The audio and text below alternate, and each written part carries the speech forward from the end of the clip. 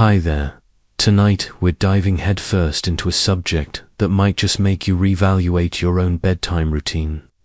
Imagine, if you will, settling down for the night, but instead of sinking into that gloriously flat mattress you currently enjoy, you're meticulously propping yourself up with a mountain of pillows, almost as if you're about to attend a very sleepy, very impromptu royal court.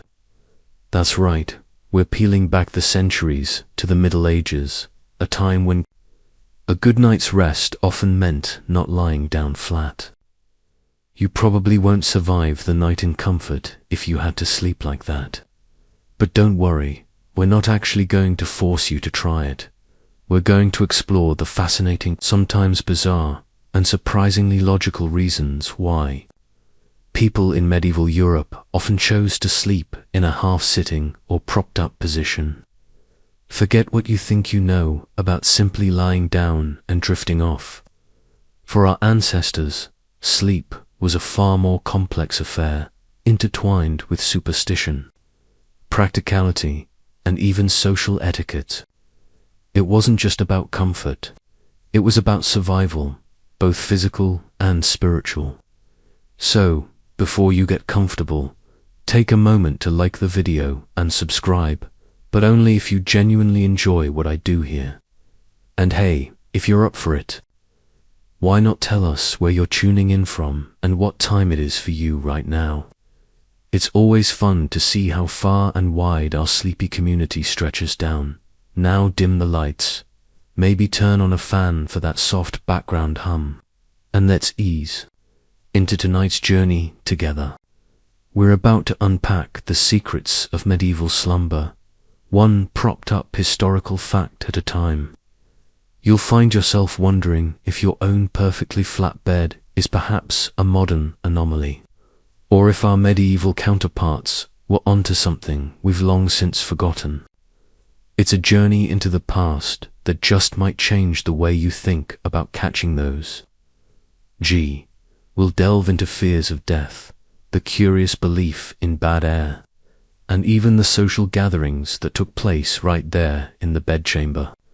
This wasn't just a quirky habit, it was a deeply practical response to their world, a blend of perceived medical wisdom and a healthy dose of spiritual caution. You'll find that their motivations were surprisingly intricate, a reflection of a society very different from our own, where the boundaries between the physical and the mystical were far more blurred. It's a concept that truly makes you appreciate the simplicity of simply flopping down onto your mattress tonight without a second thought. So, buckle up, or rather, prop yourself up, because we're about to unravel the surprising history of how and why people in the Middle Ages chose to sleep. Now, picture this. It's a chilly evening in, say, 1348. The flickering light from a distant hearth barely penetrates the gloom of your drafty cottage. Outside, the sounds of the night are a symphony of the unfamiliar. Rustling leaves, the distant howl of a wolf, perhaps the mournful cry of an owl. You've just finished a meager supper, maybe some tough bread and a few root vegetables, washed down with a weak ale. Your muscles ache from a long day of toil in the fields, or perhaps from hours spent at the loom. All you crave is rest, a blessed escape into unconsciousness. But as you approach your sleeping arrangement, you don't just collapse. Oh no, that would be far too simple, far too modern. Instead, you begin the careful ritual of preparing your bed, which, for many, isn't a single, flat surface, but rather a collection of straw-filled sacks, rough blankets, and a strategically arranged pile of whatever soft materials you can muster. To elevate your head and torso. You see, in the medieval mind, sleep wasn't just a physical necessity. It was a venture into a liminal space, a journey fraught with symbolic meaning and very real dangers. Laying yourself out flat, completely horizontal, carried a chilling resemblance to the posture of the deceased. In an era where death was a constant, intimate companion, whether from plague, famine, or the ever-present threat of conflict, mimicking the dead, even in slumber, felt like an open invitation to the grim reaper. You certainly wouldn't want to inadvertently signal your readiness to join the departed, would you? It's akin to wearing a ghost costume on a Tuesday in July, just a little too close to the bone. This deep-seated association meant that a propped-up position wasn't just a preference. For many, it was a subtle act of defiance against mortality, a way to distinguish the living from those who had passed on to their eternal rest. Beyond the existential dread, there were also practical considerations, albeit filtered through a medieval lens of understanding. Imagine the air in a typical medieval dwelling. It was likely smoky from the hearth, perhaps damp, and certainly not circulating with the efficiency of modern ventilation systems. The prevalent belief was that bad air, or miasma, the noxious fumes thought to cause disease, was heavier than fresh air. And what does heavy air do? It sinks, clinging to the lowest points in a room. So, if you were to lie completely flat, your nose and mouth would be squarely in the perceived bad air zone, breathing in all those invisible agents of illness. Elevating your head, therefore, was a common-sense solution, a way to literally lift yourself above the perceived pollutants, breathing in what they believed was cleaner, healthier air. It's a bit like trying to avoid a puddle by walking on your tiptoes, but on a much grander and smellier scale.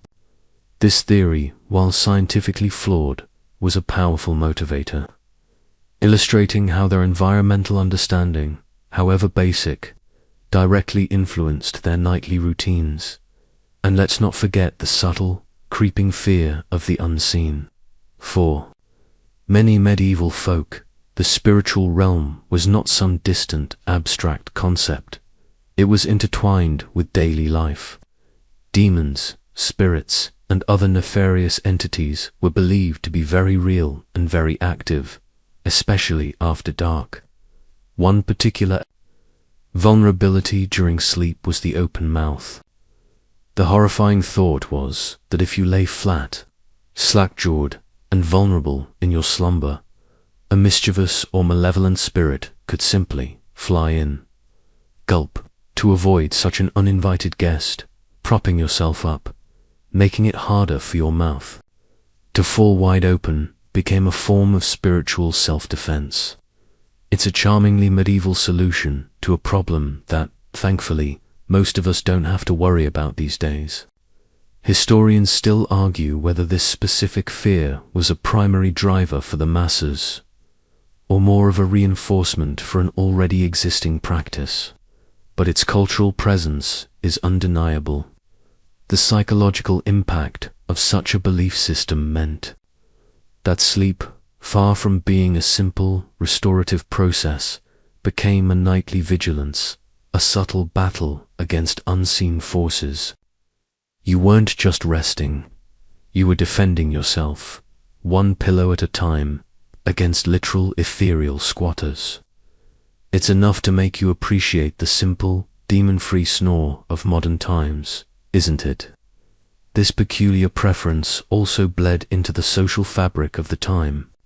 For the wealthy, the bedchamber wasn't always a private sanctuary, but often a semi-public space where nobles might receive visitors, conduct meetings, or even hold court. Imagine a powerful lord or lady, even while recuperating or simply relaxing, still needing to maintain a certain dignified posture.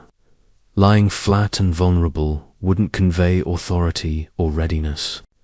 A propped-up position allowed for easier conversation, a more alert appearance, and simply looked more appropriate for a social exchange. It was a subtle display of perpetual readiness, even in moments of rest. You wouldn't want to be caught drooling on your pillow when a foreign dignitary suddenly walks in, would you? The potential for social embarrassment, or even political missteps, was high. So, for many in the upper echelons of medieval society, their sleep was often a performance, and the propped-up position was their subtly dramatic staging. This blend of the spiritual, the practical, and the social paints a vivid picture of why medieval people, unlike us, embraced a sleep posture that seems so foreign today. As you settle into this imagined medieval sleeping position, propped up against a rather lumpy mattress, you start to grasp the initial reasons behind this peculiar habit. It wasn't just some random quirk. It was deeply ingrained in the fears and beliefs of the time. The most pervasive reason, one that might send a shiver down your spine even now, was the strong association of lying flat with death. Imagine living in an era where the line between life and death felt far more permeable, where a sudden illness could swiftly claim anyone, young or old. When someone passed away, they were, quite naturally, laid out flat. So, to adopt that very same posture for sleep, which was often described as little death, felt too close for comfort. You can almost picture someone whispering, "Don't tempt fate," as they arrange their bolsters just so, casting a nervous glance towards the door. It's a bit like avoiding walking under a ladder, but with a terrifying, permanent consequence hanging over your head. This wasn't just a fleeting thought. It was a societal, ingrained fear. To lie fully supine, stretched out like a corpse, was to invite unfortunate comparisons. You wouldn't want to be mistaken for the dearly departed, especially not by a confused house cat looking for a warm spot, or worse, by something more sinister that might be lurking in the shadows, waiting for an opportune moment.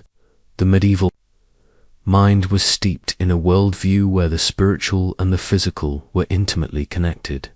Death was not merely a biological endpoint, but a transition, often preceded by rituals that involved laying the body out straight. To consciously mimic this posture during sleep, a state of vulnerability could be seen as an act of hubris, or, more chillingly, an unconscious invitation. Historians still argue whether this fear was purely superstitious, or if it had roots in more pragmatic observations about how the deceased were prepared, and perhaps even a subconscious link to the stillness of death.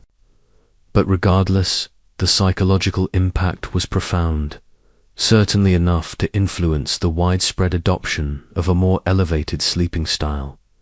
Beyond the Grim Reaper association, there were also perceived health benefits that factored into this. Elevated sleeping style, often based on medical theories that, while quaint to our modern understanding, made perfect sense to them. Medieval medical practitioners, often drawing from ancient Greek and Roman texts and their own observations, believed that keeping the head elevated could promote better overall health and balance of the body's humors. They believed it could help with digestion, preventing the unpleasantness of indigestion or regurgitation, something you'd definitely want to avoid in an age without modern antacids or even effective plumbing, for that matter. Imagine waking up to that kind of mess in a one-room hovel. The idea was that gravity, when working with a propped-up upper body, would keep your evening meal firmly where it belonged, preventing discomfort and ensuring a more peaceful rest. It's not entirely unlike how some modern doctors might recommend elevating your head if you suffer from acid reflux, proving that some ancient wisdom, even if arrived at through different means, can still hold a kernel of truth. Plus, there was a common, albeit incorrect, belief regarding breathing. They thought bad air, or miasma, often associated with foul smells and disease, was heavier and would settle at lower levels, close to the floor. So, if you were to lie flat, you'd be breathing in the densest, most stagnant, and theoretically, most disease-ridden air all night long. No thank you. keeping your head up, even slightly, was seen as a way to literally lift yourself above the perceived bad air zone, allowing you to breathe in cleaner, fresher air. It's a bit like thinking your ceiling fan actually filters the air rather than just moving it around, isn't it? A charmingly optimistic view of air purification. This belief, while unscientific by today's standards, was a powerful motivator in a world grappling with frequent epidemics and a lack of understanding about microbial transmission. This combination of deep-seated fear and what they considered sound medical practice made the propped-up position a surprisingly logical choice for the medieval sleeper. It was less about comfort as we define it today, and more about perceived safety and well-being in a world that felt far less predictable and far more vulnerable to both spiritual and physical threats. You weren't just seeking rest, you were performing an act of self-preservation. It highlights how radically different their priorities were when it came to something as fundamental as sleep. And it makes you wonder, just for a moment, if we've perhaps lost some ancient, intuitive knowledge in our pursuit of ultimate flatness. Historians still argue about the precise degree to which each of these factors, fear of death, digestive concerns, or miasma theoric, attributed to the widespread adoption of elevated sleeping, as their relative importance likely varied among different social classes and geographical regions, but their collective influence created a powerful impetus for many to avoid the fully supine posture we now take for granted. Now, let's talk about something truly spine-tingling for our medieval ancestors: the demonic dilemma.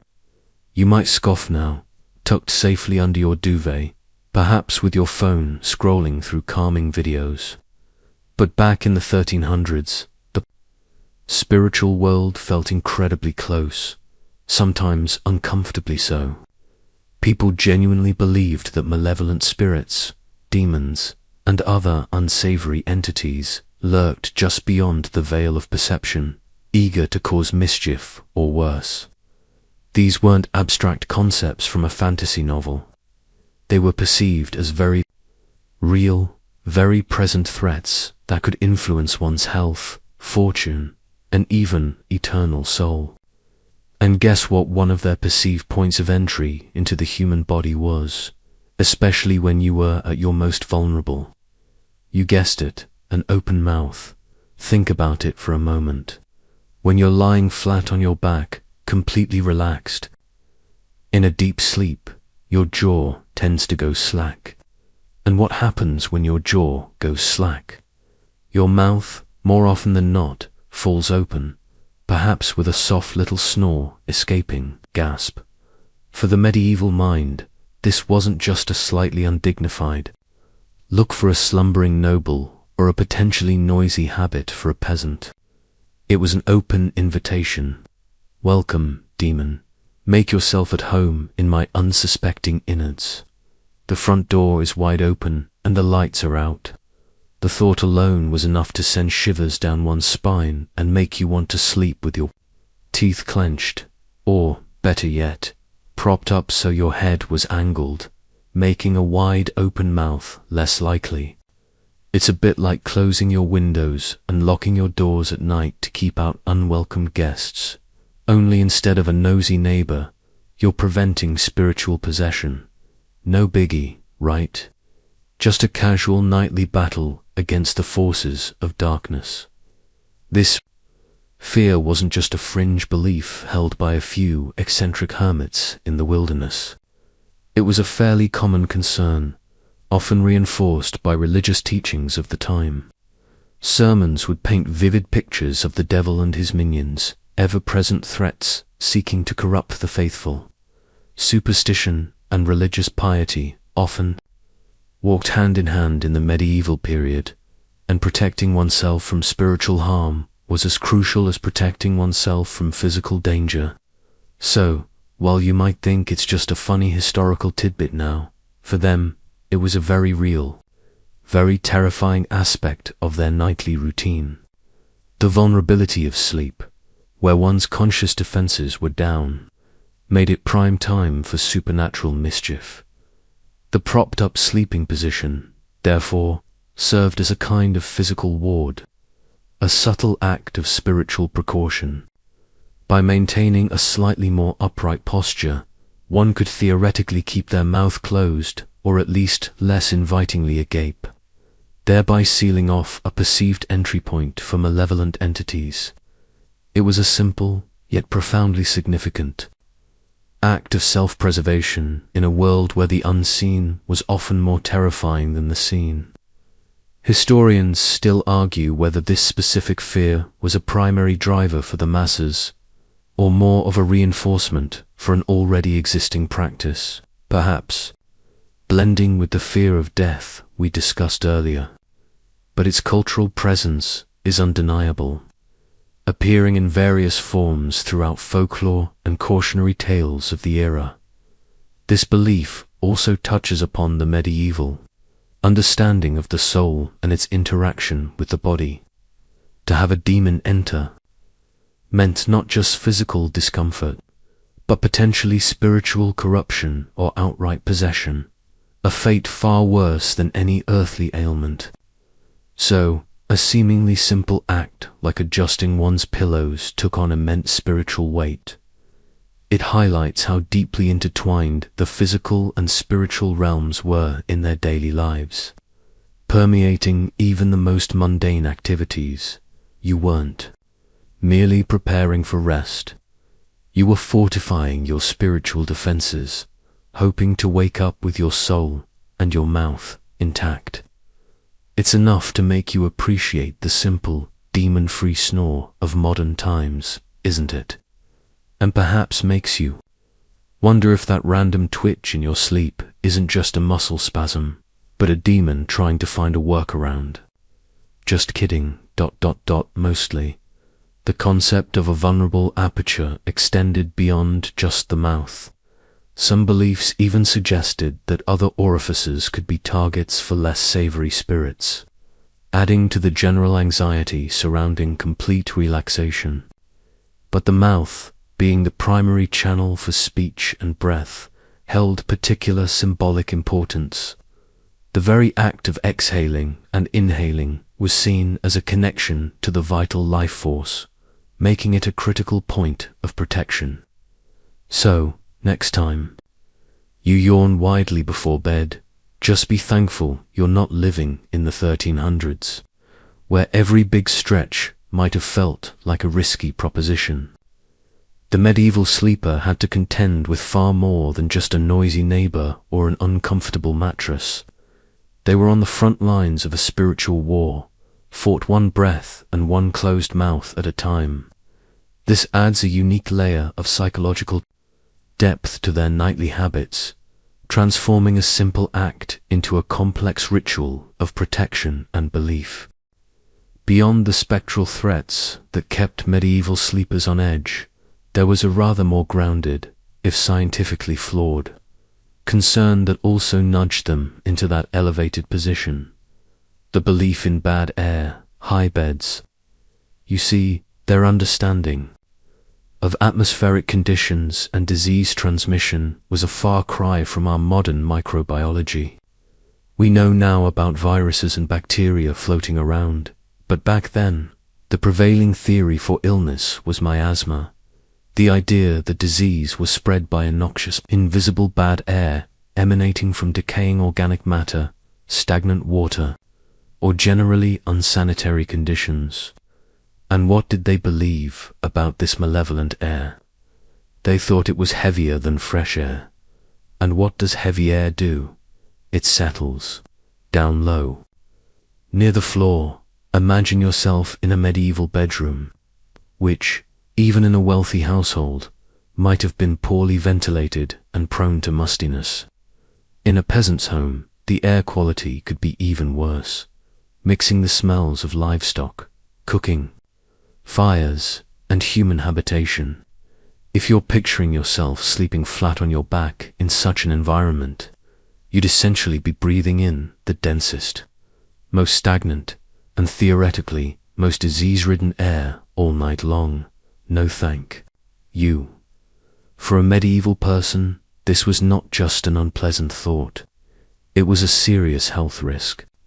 They observed that diseases seemed to spread more readily in crowded, unsanitary areas, and their logical to them conclusion was that the air itself, particularly the heavy air that clung to the ground, was the culprit. It's a bit like trying to escape the smell of burnt toast by standing on a chair, isn't it?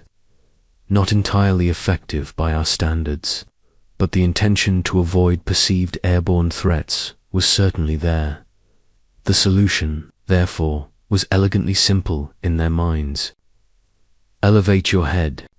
By propping yourself up, even slightly, you were literally lifting your head above the perceived bad air zone, allowing yourself to breathe in what they considered to be cleaner, fresher, and healthier air. This wasn't merely a casual thought. It was a deeply held conviction rooted in their observational science.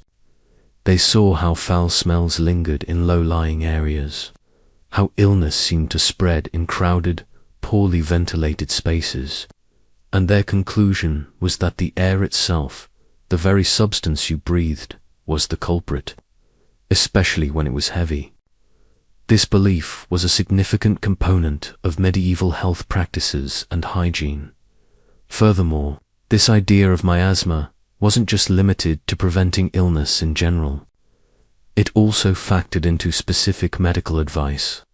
For example, individuals suffering from respiratory ailments, or those recovering from illnesses, might be explicitly advised to sleep in a more elevated position to facilitate easier breathing and avoid the heavy air. While our understanding of respiratory physiology and germ theory has advanced light years since then, the medieval concept, in its own way, was an attempt to mitigate observable problems with the best available knowledge.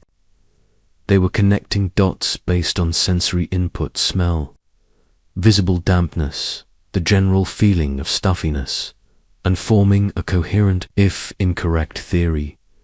Historians still argue whether this particular belief in heavy bad air was more prevalent among the common folk who lacked formal education, or if it was also a widely accepted scientific theory among the burgeoning medical practitioners of the time. Evidence suggests it was quite pervasive, influencing not just sleeping habits but also urban planning and architectural design, where ventilation and open spaces were sometimes prioritized, though often in stark contrast to the realities of overcrowded cities. You can almost hear a medieval doctor, perhaps with a long beard and a knowing look, prescribing, "Elevate the head, good sir, lest the heavy humours of the night consume you and bring about a fever." It paints a vivid picture of a world where every breath felt like a calculated risk, especially when you were most vulnerable during sleep. So, while you might find yourself safely tucked into your perfectly ventilated bedroom tonight, spare a thought for your medieval ancestors, who had to literally rise above the perceived dangers of the very air they breathed to catch a good night's sleep. It certainly makes you appreciate your modern air conditioning, doesn't it?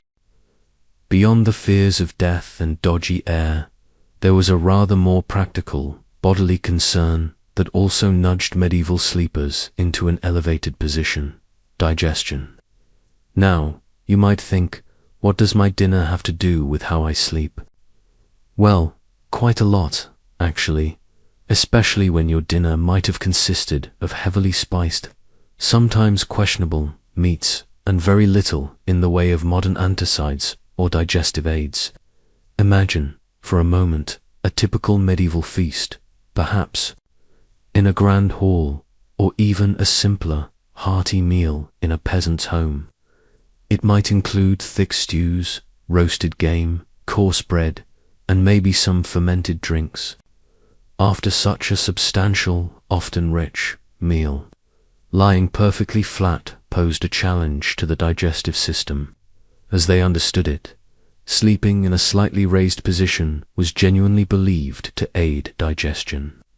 The thought was that keeping your upper body slightly elevated would help prevent stomach discomfort, heartburn, or the rather unpleasant experience of regurgitation during the night. In an era without sophisticated understanding of stomach acids, esophageal sphincters, or reflux disease, this observation was purely practical. People noticed that when they lay flat after a big meal, they might experience more churning in their stomach or the unpleasant sensation of food coming back up. By simply using gravity to their advantage, they could alleviate some of these common post-meal woes.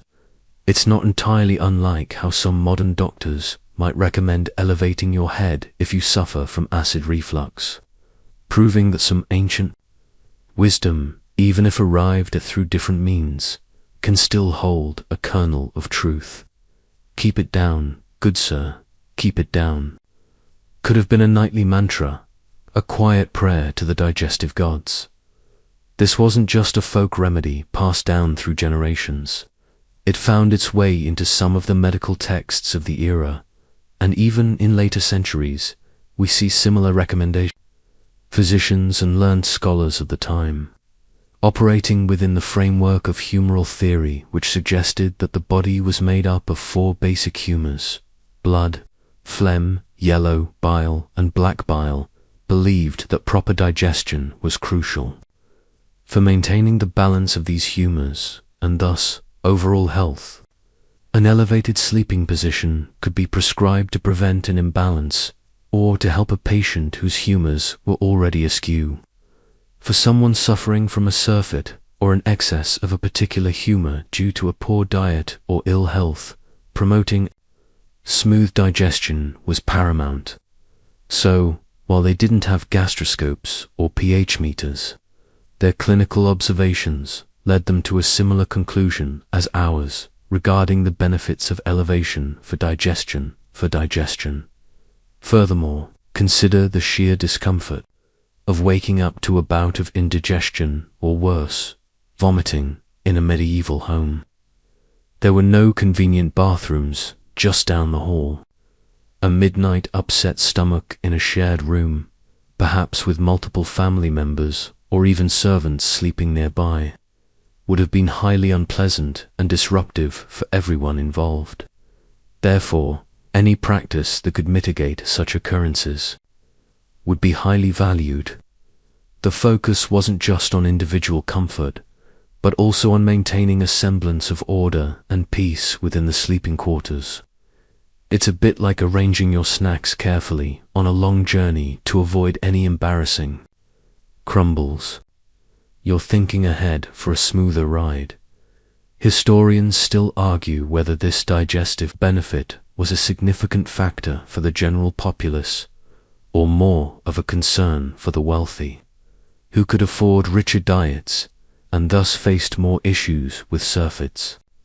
However, it makes perfect sense that if a position offered multiple perceived benefits, avoiding demons, breathing cleaner air, and keeping your dinner where it belonged, it would quickly become the preferred method for many. It illustrates a holistic approach to well-being, where physical comfort, spiritual protection, and practical considerations all converged in the simple act of choosing a sleeping posture. You can almost feel the gentle burp of contentment from a medieval person who successfully kept their evening meal from making a return appearance. Ah, the simple joys of a well-behaved stomach in the 1300s. It truly puts our modern gripes about heartburn into perspective, doesn't it? Now, let's pivot from the practical and the superstitious to something a little more, well, social. You might imagine a medieval bedchamber as a private sanctuary, a place solely for sleep and intimate moments. But for the elite, particularly, among the aristocracy, the social circles in bed were surprisingly vibrant. Their bed was often far from a private space.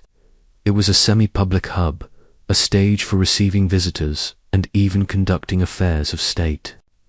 This might sound utterly bizarre to our modern sensibilities, where the bedroom is perhaps the most private room in the house.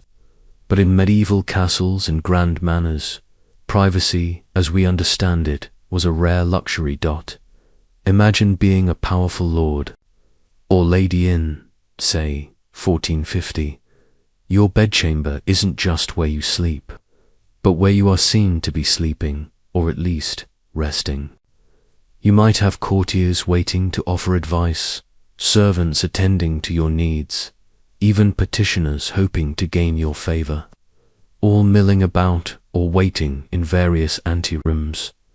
Kings and nobles would frequently hold audiences, conduct meetings, sign documents, and receive guests, sometimes even foreign dignitaries, while ostensibly in bed. This wasn't a sign of laziness or poor etiquette. It was a display of their status, their accessibility, and their perpetual readiness to govern. Think of it like the ultimate power move. Yes, I'm literally in my finest nightclothes, perhaps even still smelling vaguely of last night's roasted boar, but I'm still running this show, and you're coming to me. This kind of constant social interaction naturally led to a preference for a more upright or propped-up posture. It's much easier to hold a conversation, issue decrees, or simply look regal and attentive when you're not completely supine, staring blankly at the underside of your bed canopy. You wouldn't want to be caught drooling on your pillow or accidentally exposing a foot in a stocking with a hole to a visiting duke, would you? The potential for social embarrassment, or even political missteps, was incredibly high. This practice gave the bed an entirely different function than what we associate with it today. It transformed from a purely personal item into a piece of furniture with significant social and political implications. The grander the bed, and the more publicly it was used, often the greater the status of its owner. These beds were often the most elaborate and expensive pieces of furniture in a household, adorned with rich hangings, intricate carvings, and fine fabrics, further emphasizing their role as a focal point for display and interaction. The phrase holding court could quite literally refer to a monarch conducting business from their bed, a practice that continued well into later centuries. Even beyond the medieval period, historians still argue whether this practice was primarily a reflection of the lack of dedicated, truly private spaces in medieval castles, where large halls served multiple purposes, or a deliberate choice to demonstrate power, availability, and a certain performative aspect of nobility. It was likely a blend of both. Early medieval castles, built more for defense, often lacked the numerous specialized rooms that became common in later periods. Therefore, the bedchamber sometimes doubled as a reception area out of necessity.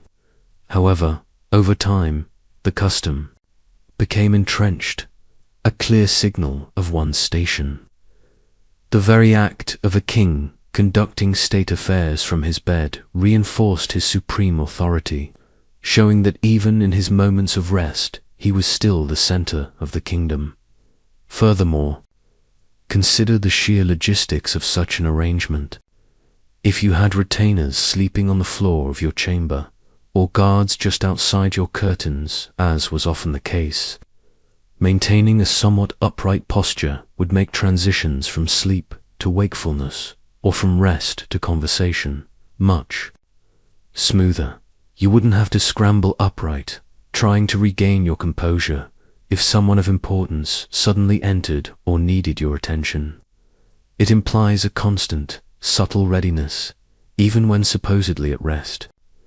So, for many in the upper echelons of medieval society, their sleep was often a performance, a semi-conscious act of governance and display, and the propped-up position was their subtly dramatic staging, ensuring they were always just a moment away from being fully on. It certainly makes your own quiet, solitary bedtime feel like a remarkably secluded luxury, doesn't it? Speaking of medieval beds, let's address a common misconception that often pops up when we talk about this topic. The idea that short beds, long sleepers, somehow naturally led to everyone sitting bolt upright. You've probably seen images in old movies or history books depicting beds that look laughably tiny by modern standards, barely longer than a medieval person's torso. It's tempting to conclude that since the beds were short, people simply had to sleep sitting up because they couldn't stretch out. And while it's true that beds were often shorter than our modern king-sized behemoths, the connection isn't quite so direct or universally applied. Firstly, these shorter beds were indeed a practical consideration for the era, driven by the limitations of medieval craftsmanship and living spaces. They were often easier to construct with the available tools and materials.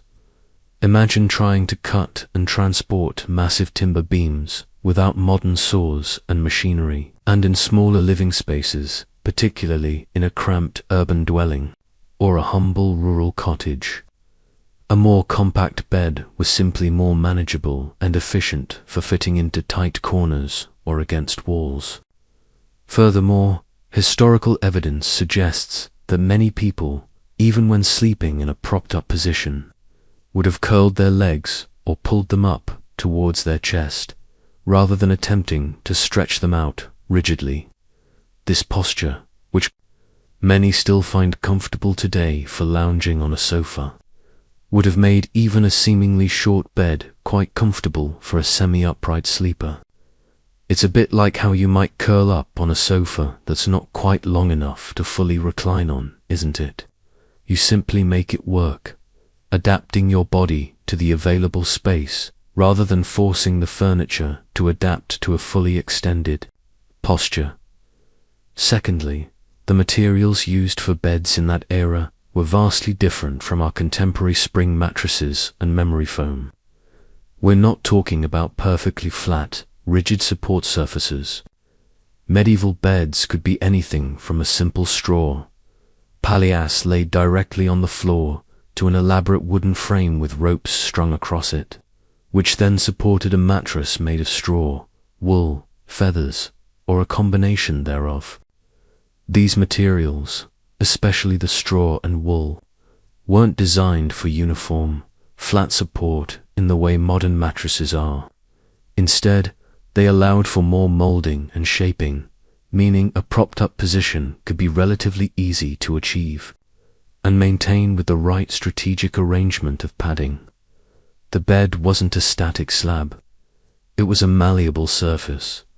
The notion that beds were short because people slept sitting up, or vice versa, is a classic chicken and egg historical debate.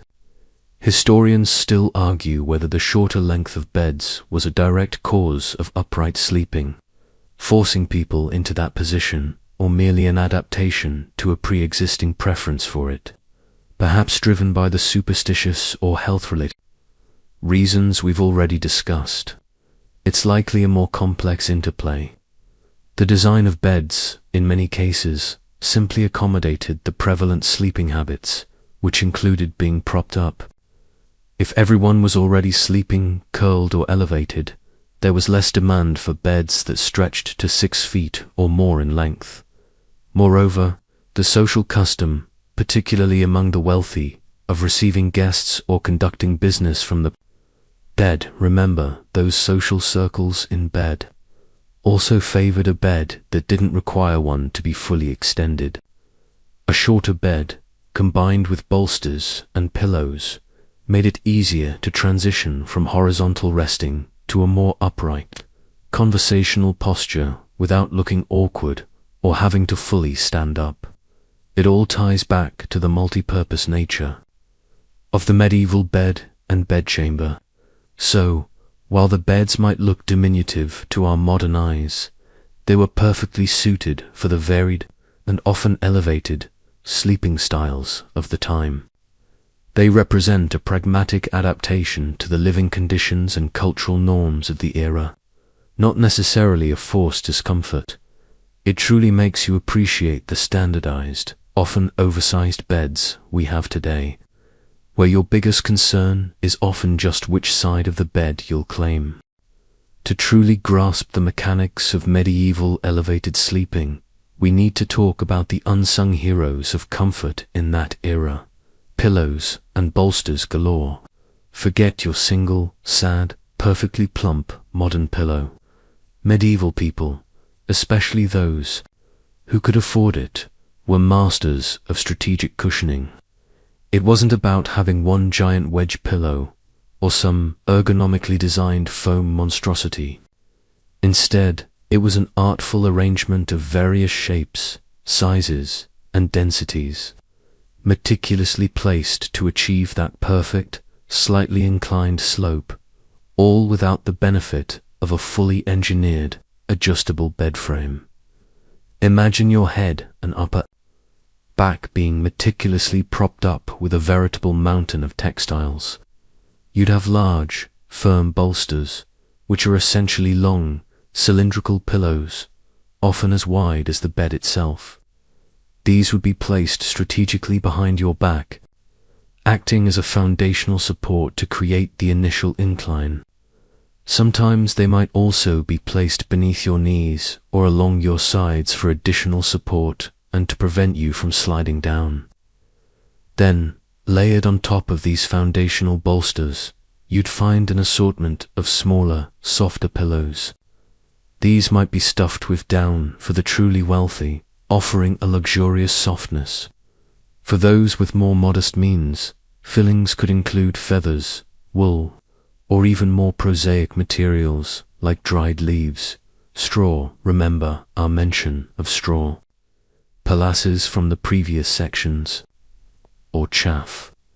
These smaller pillows were precisely adjusted and rearranged to create that gentle, customized slope, ensuring comfort and stability for the semi-upright posture.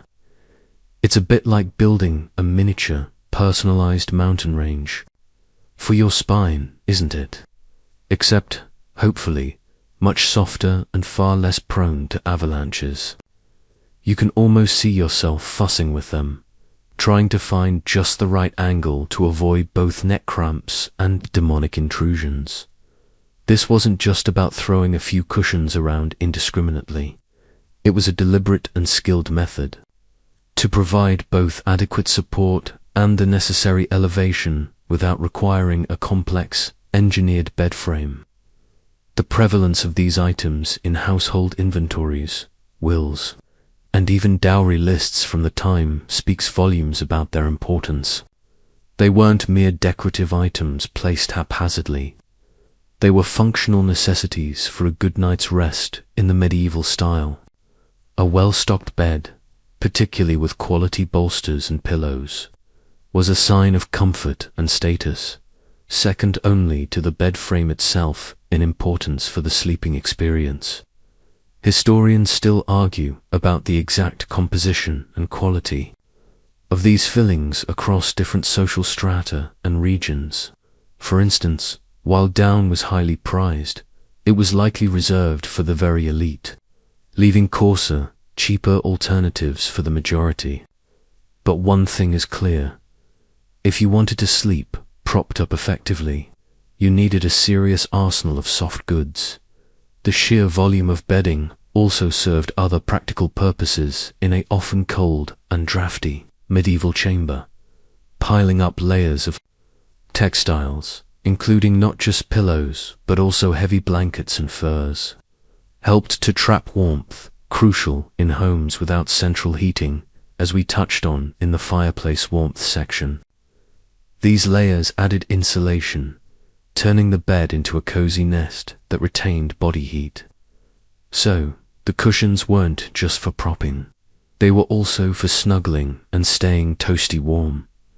Moreover, the versatility of these items meant they could be easily adjusted for various needs.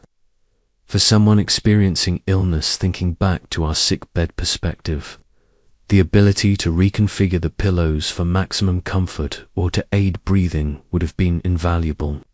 For a noble receiving visitors in bed as in social circles in bed, the cushions could be quickly arranged to create a more formal, dignified sitting posture. It emphasizes that while the reasons for sleeping elevated might have been rooted in fear or practicality, the act itself was made as comfortable and adaptable as possible with the technology and materials available.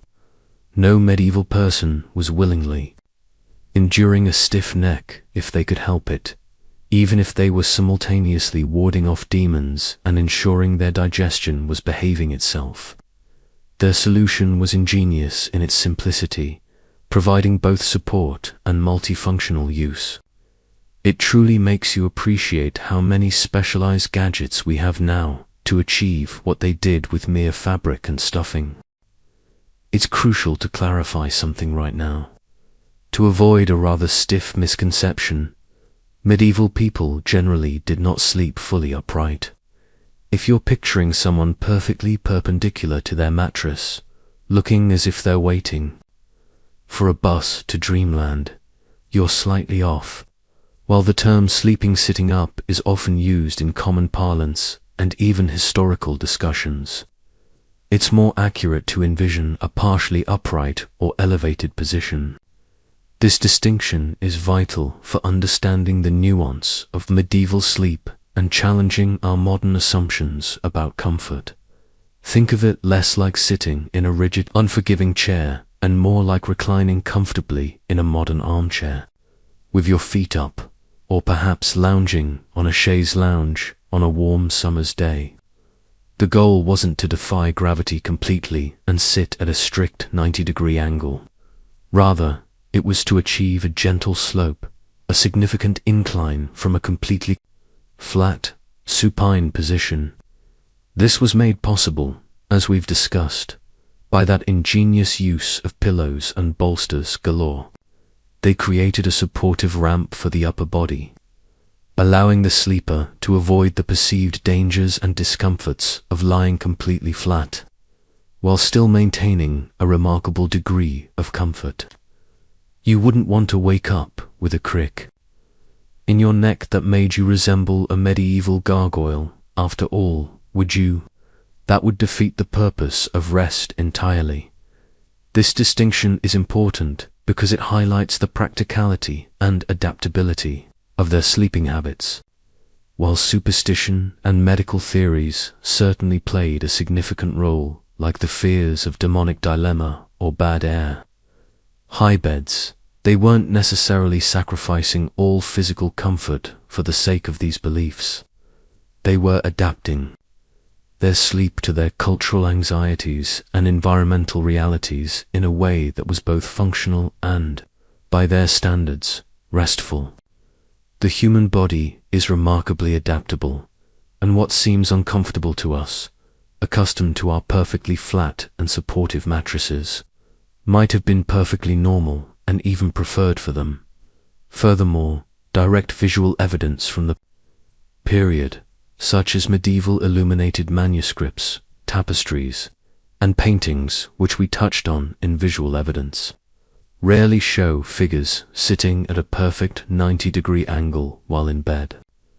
Instead, they typically depict individuals gracefully reclined, their heads comfortably propped, often with visible layers of bedding supporting their backs. While artistic representations can sometimes be stylized, the consistency of this posture across various sources strongly suggests that a gentle incline was the common practice, not rigid uprightness. This consensus among historians challenges the more extreme popular image of medieval people sleeping bolt upright like rigid statues. The partial elevation offered multiple benefits without the extreme discomfort of being fully upright.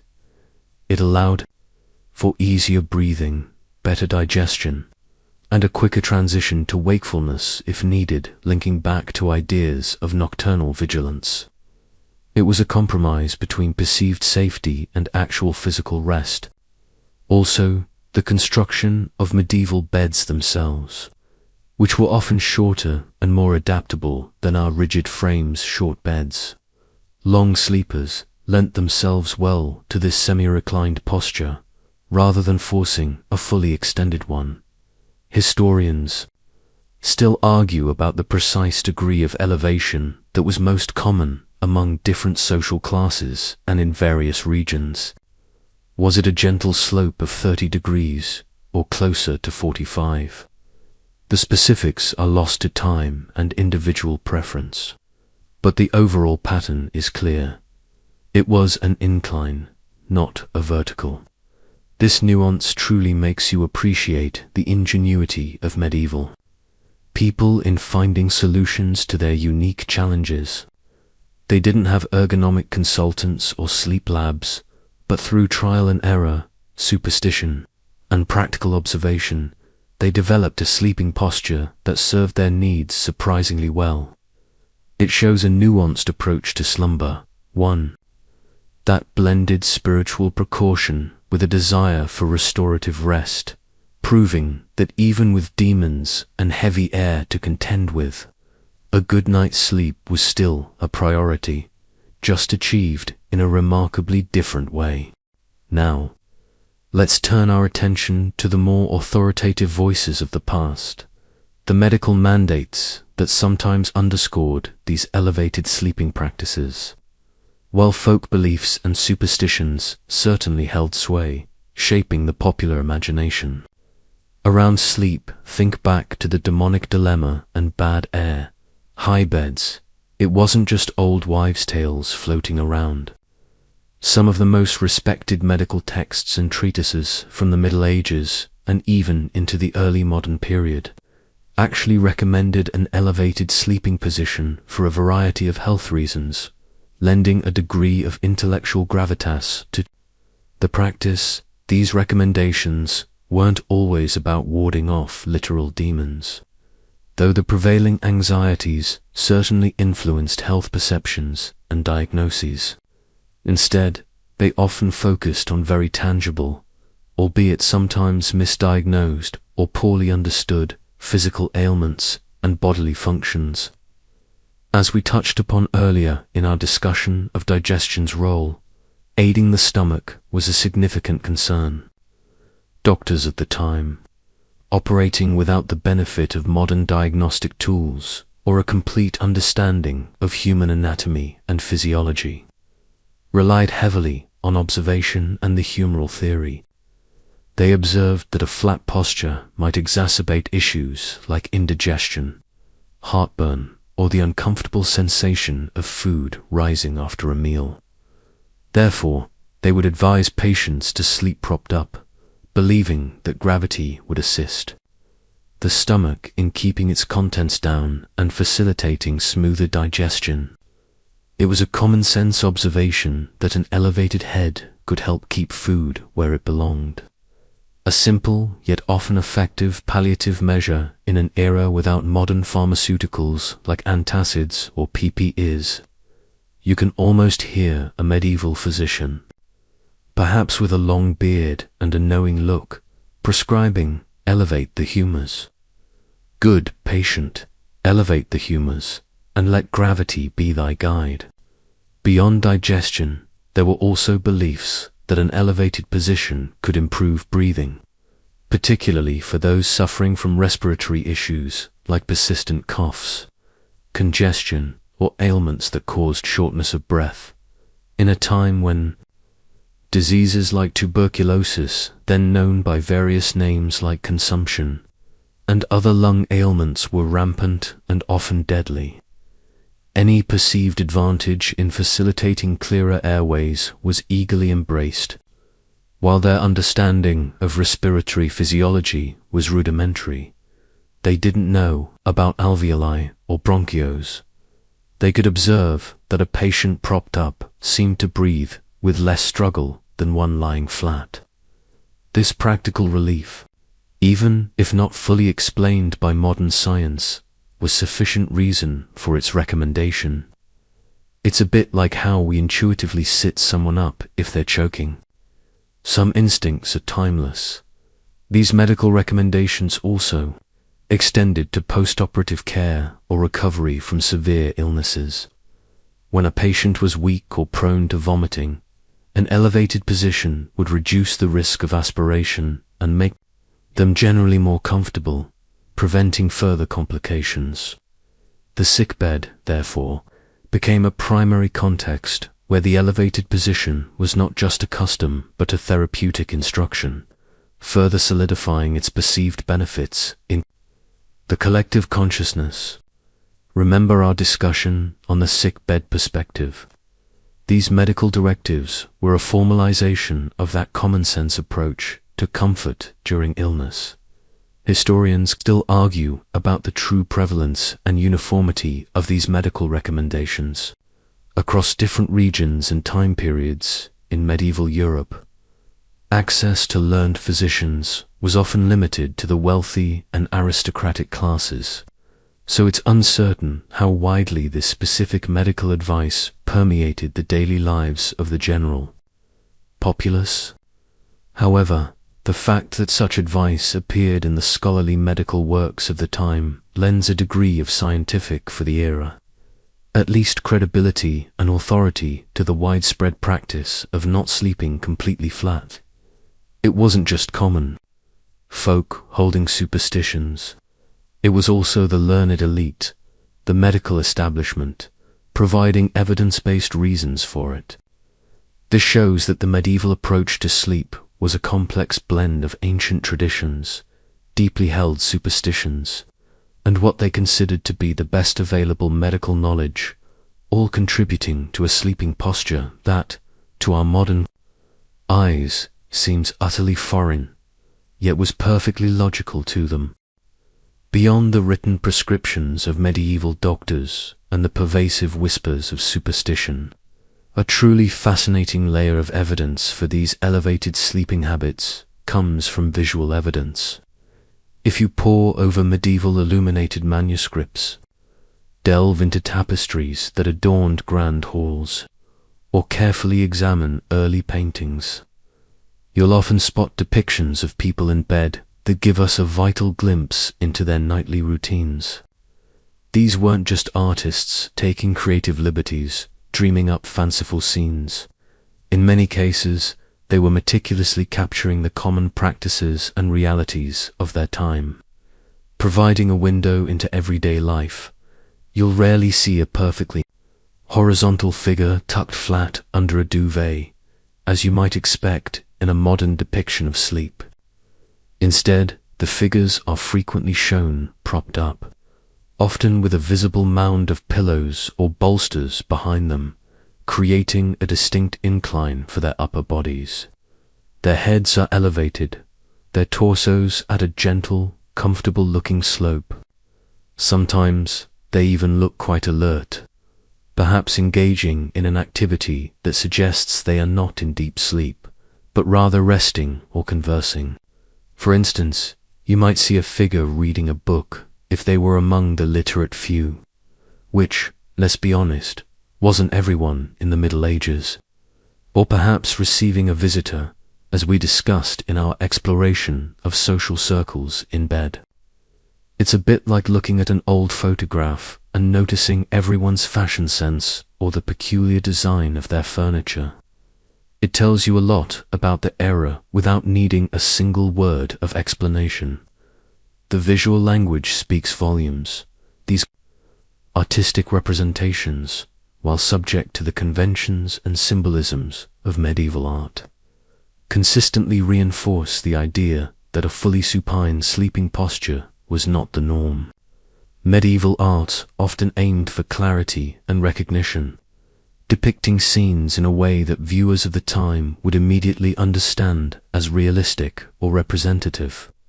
When consistent patterns emerge across different sources, from religious texts to secular chronicles, from different regions and time periods within the Middle Ages, it strongly suggests a widespread, recognized practice. The visual cues become compelling evidence, of course. Historians still argue about the precise accuracy and literal interpretation of these depictions versus the nuances of everyday life, especially for the lower classes whose lives were less frequently documented in such lavish and expensive artistic forms. Wealthy patrons commissioned most of these works, so the scenes often reflect aristocratic or noble life. However, even accounting for artistic license and class bias, the sheer repetition of the elevated sleeping posture strongly indicates it was a prevalent and accepted way to sleep for many, if not most. It challenges our deeply ingrained modern assumptions about comfort and sleep, forcing us to imagine a world where even bedtime looked remarkably different from our own. You can almost see yourself painted into one of those scenes, comfortably propped up, perhaps looking a little smug at your ingenious pillow fort, or politely listening to a visiting dignitary. Furthermore, these visual records sometimes provide clues about the type of bedding used. You can discern the outlines of bolsters, the softness implied by multiple pillows, and the heavy drapes and canopies that often surrounded these beds, linking back to how bedchambers as status symbols were configured. These details corroborate the textual evidence and provide a richer, more tangible understanding of the medieval sleeping environment. It's not just that they said they slept propped up, they showed it. This multifaceted approach to historical inquiry, combining textual, archaeological, and visual evidence, allows us to piece together a comprehensive picture of practices that might otherwise seem entirely alien. So, next time you visit a museum or browse an art history book, pay close attention to the sleeping figures. They might just be telling you a surprising story about medieval bedtime habits. While our previous sections have touched on the habits of the more affluent, who could afford elaborate beds and copious pillows and bolsters galore, it's important to understand that this practice of elevated sleeping wasn't exclusive to the nobility. The peasant's perch might have been far humbler, lacking the luxurious fabrics and intricate carvings of a lord's bedchamber, but the underlying principles and practicalities often extended to the common folk as well. Life for a medieval peasant was stark, dictated by the rhythms of agriculture, the unpredictable whims of nature, and the ever-present struggle for survival. Yet, even in these harsh conditions, the way they chose to rest often mirrored the elevated positions of their social superiors, albeit with significantly less fanfare. Imagine a simple dwelling, perhaps a one-room cottage shared by an entire family, parents, children, and sometimes even grandparents, all under one thatched roof. Their bed might have been little more than a straw-filled sack, or a simple wooden platform raised slightly off the damp earthen floor. Comfort, as we know it, with ergonomic mattresses and climate control, was an utterly alien concept. Yet, even in these humble settings, the core reasons for not lying entirely flat would still apply, filtering through their lived experience and cultural beliefs. The pervasive fear of death, the belief in bad air settling low, and the desire for better digestion weren't exclusive to those with grand canopies over their heads. These were widespread cultural beliefs, anxieties shared by all strata of society, from the lowest serf to the highest monarch. For a peasant, the practicality of avoiding the ground-level bad air would have been even more acute given the less sanitary conditions and poorer ventilation in their dwellings. A pile of animal waste outside, a stagnant puddle, or simply the accumulated odors of daily life indoors would make the air near the floor seem undeniably noxious. So, a simple bundle of old clothes, a rolled-up blanket, a sturdy log, or even just a thick pile of straw strategically arranged could serve the purpose of elevating the head and torso. It's about making do with what you have, isn't it? Resourcefulness was a hallmark of medieval peasant life. You wouldn't need a fancy down pillow to prop yourself up. Ingenuity and necessity would provide a makeshift solution.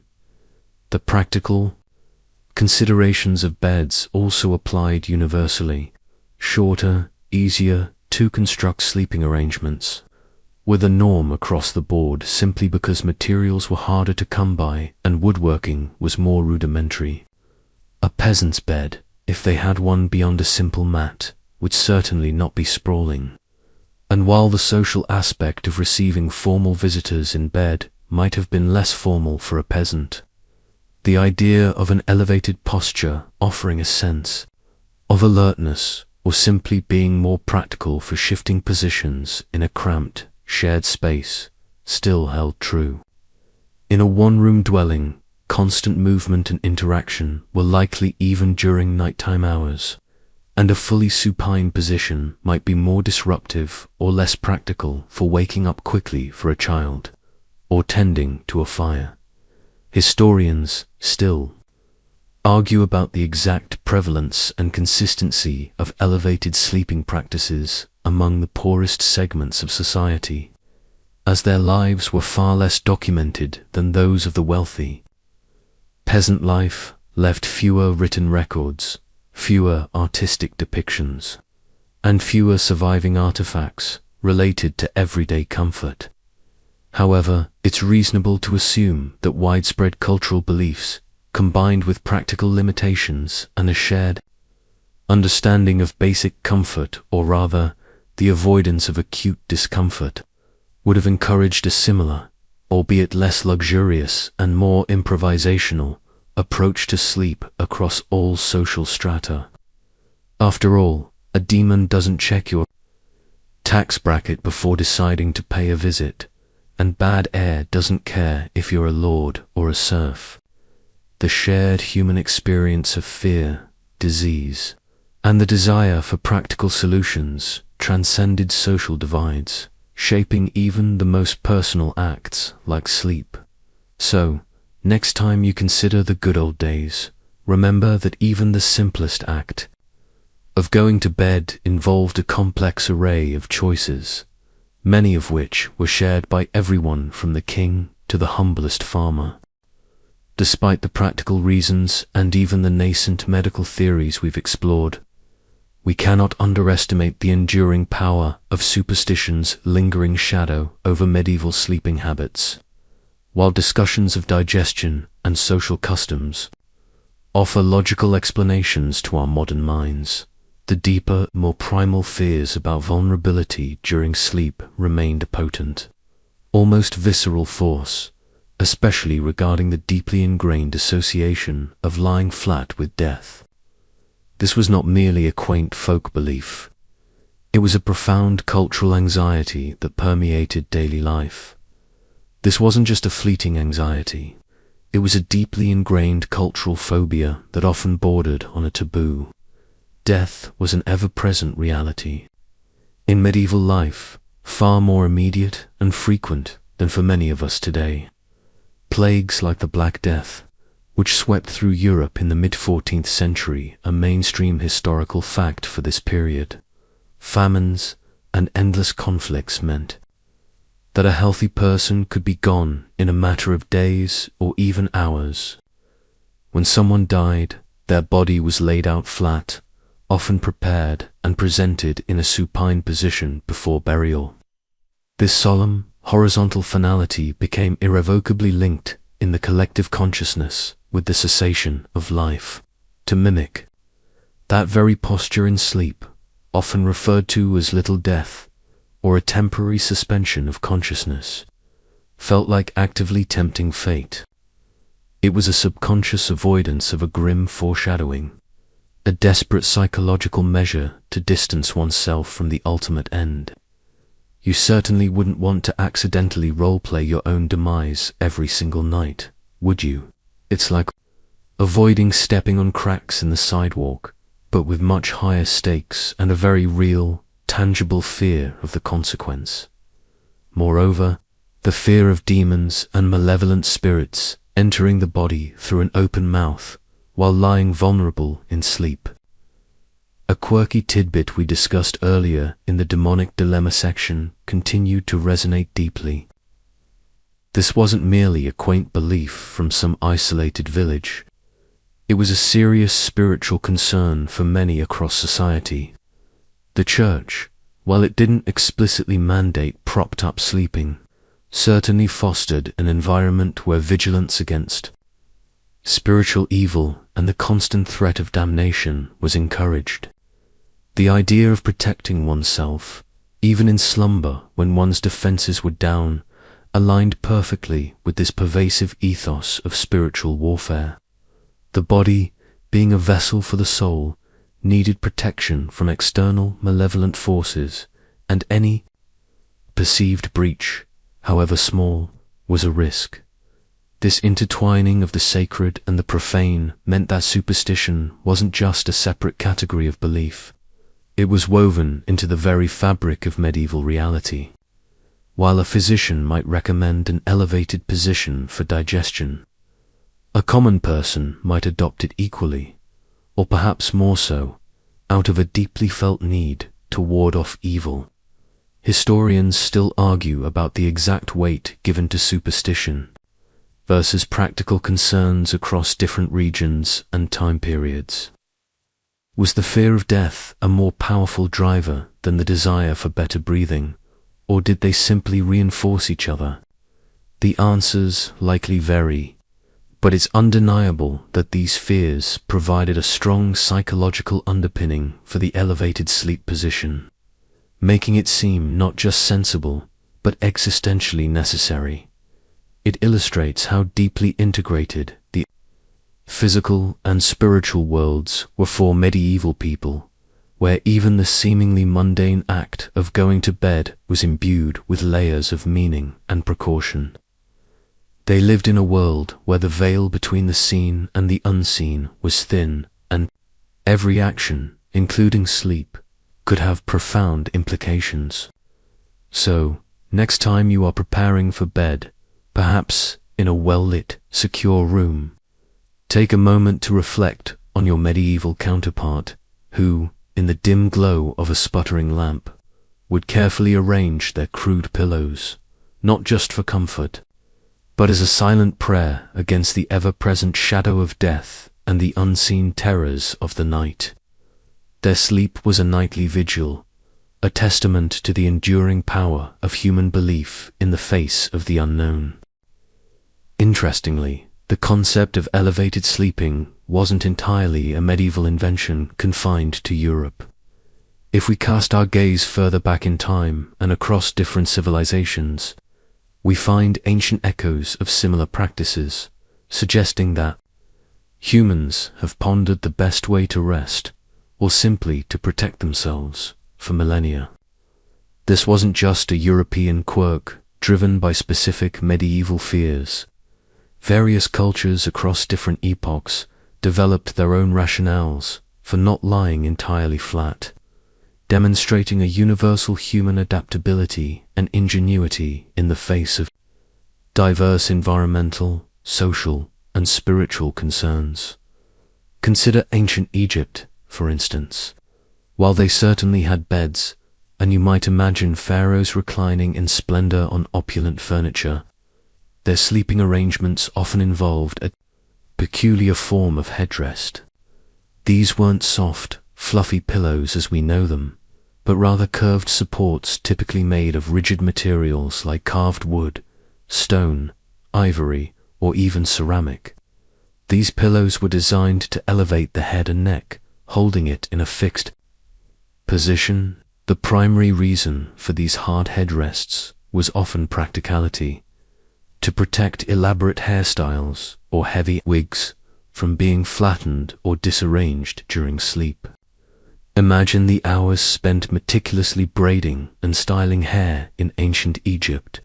You wouldn't want a good night's rest to undo all that effort.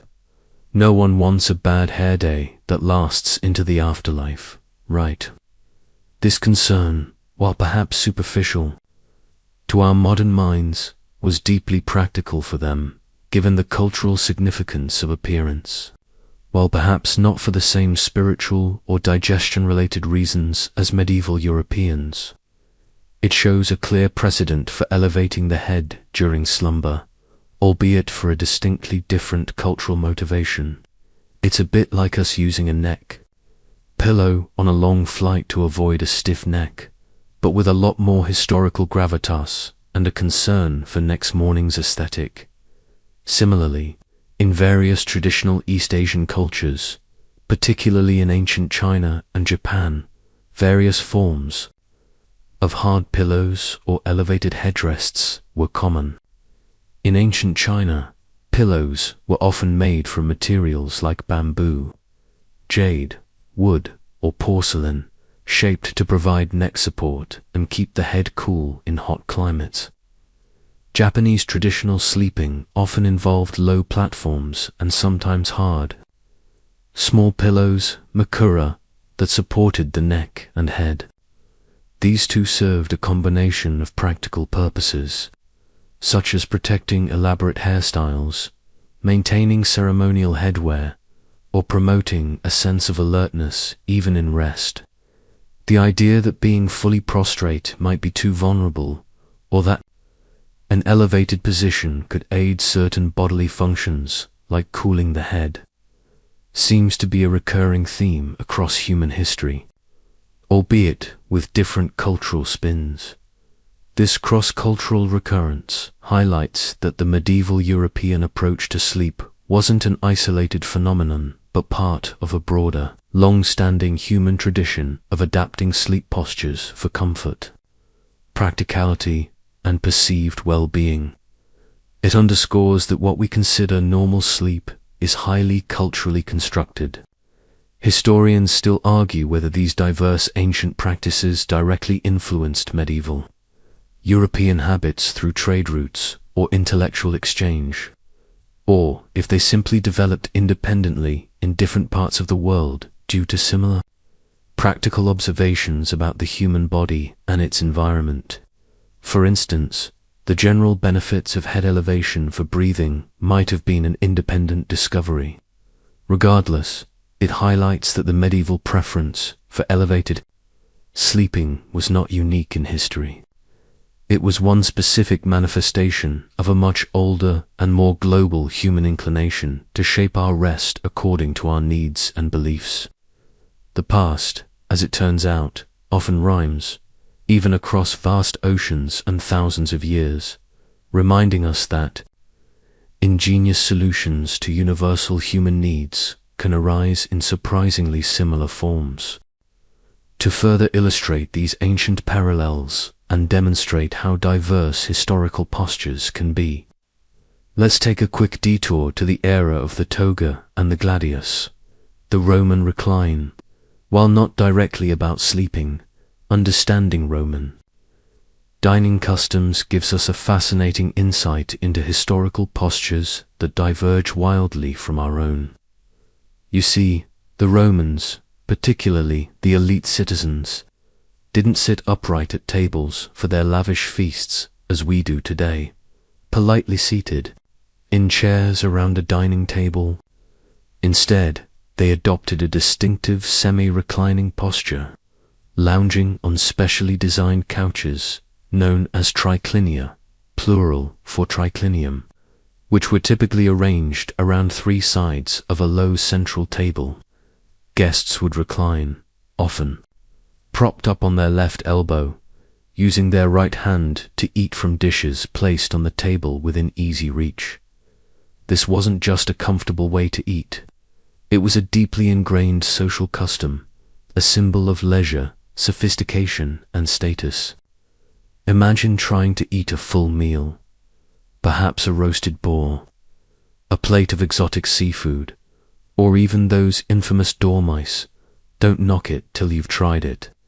I suppose, though I hear they're rather bony while lying on your side. It requires a certain amount of dexterity, a relaxed physical state, and crucially, a semi-reclined posture that was sustained for hours. This cultural preference for reclining, even during active social functions like dining and lively conversation, suggests a historical comfort with postures that weren't fully upright or fully supine. It was a fluid state of being, a comfortable intermediate position that combined relaxation with engagement. You wouldn't see a proper Roman senator bolt upright for dinner. That would simply be considered uncivilized, perhaps even un-Roman. It would be like showing up to a modern formal dinner in sweatpants, entirely inappropriate for the occasion. The triclinium itself was designed to facilitate this specific posture. Each couch typically accommodated 3 diners, allowing for intimate conversation and shared enjoyment of the meal. The act of dining, in this manner, was a central social ritual, often accompanied by entertainment, philosophical discussions, and political maneuvering. The posture itself contributed to the overall atmosphere of leisurely indulgence. It demonstrated that one had the time and the means to enjoy such an extended, relaxed meal, rather than wolfing down food quickly while seated upright, which might be associated with manual labor or lower social status. While the Roman recline for dining is distinct from medieval European sleeping habits, it demonstrates a compelling historical precedent for societies embracing non-upright, non-flat postures for extended periods. It shows that the human body, when accustomed and culturally conditioned, can adapt to a variety of positions that we might consider odd or uncomfortable today. It expands our understanding of how deeply cultural norms can shape even fundamental human activities like eating and resting. The Roman example is a strong mainstream historical fact, widely documented in art, literature, and archaeology, providing concrete evidence of a widespread non-upright posture.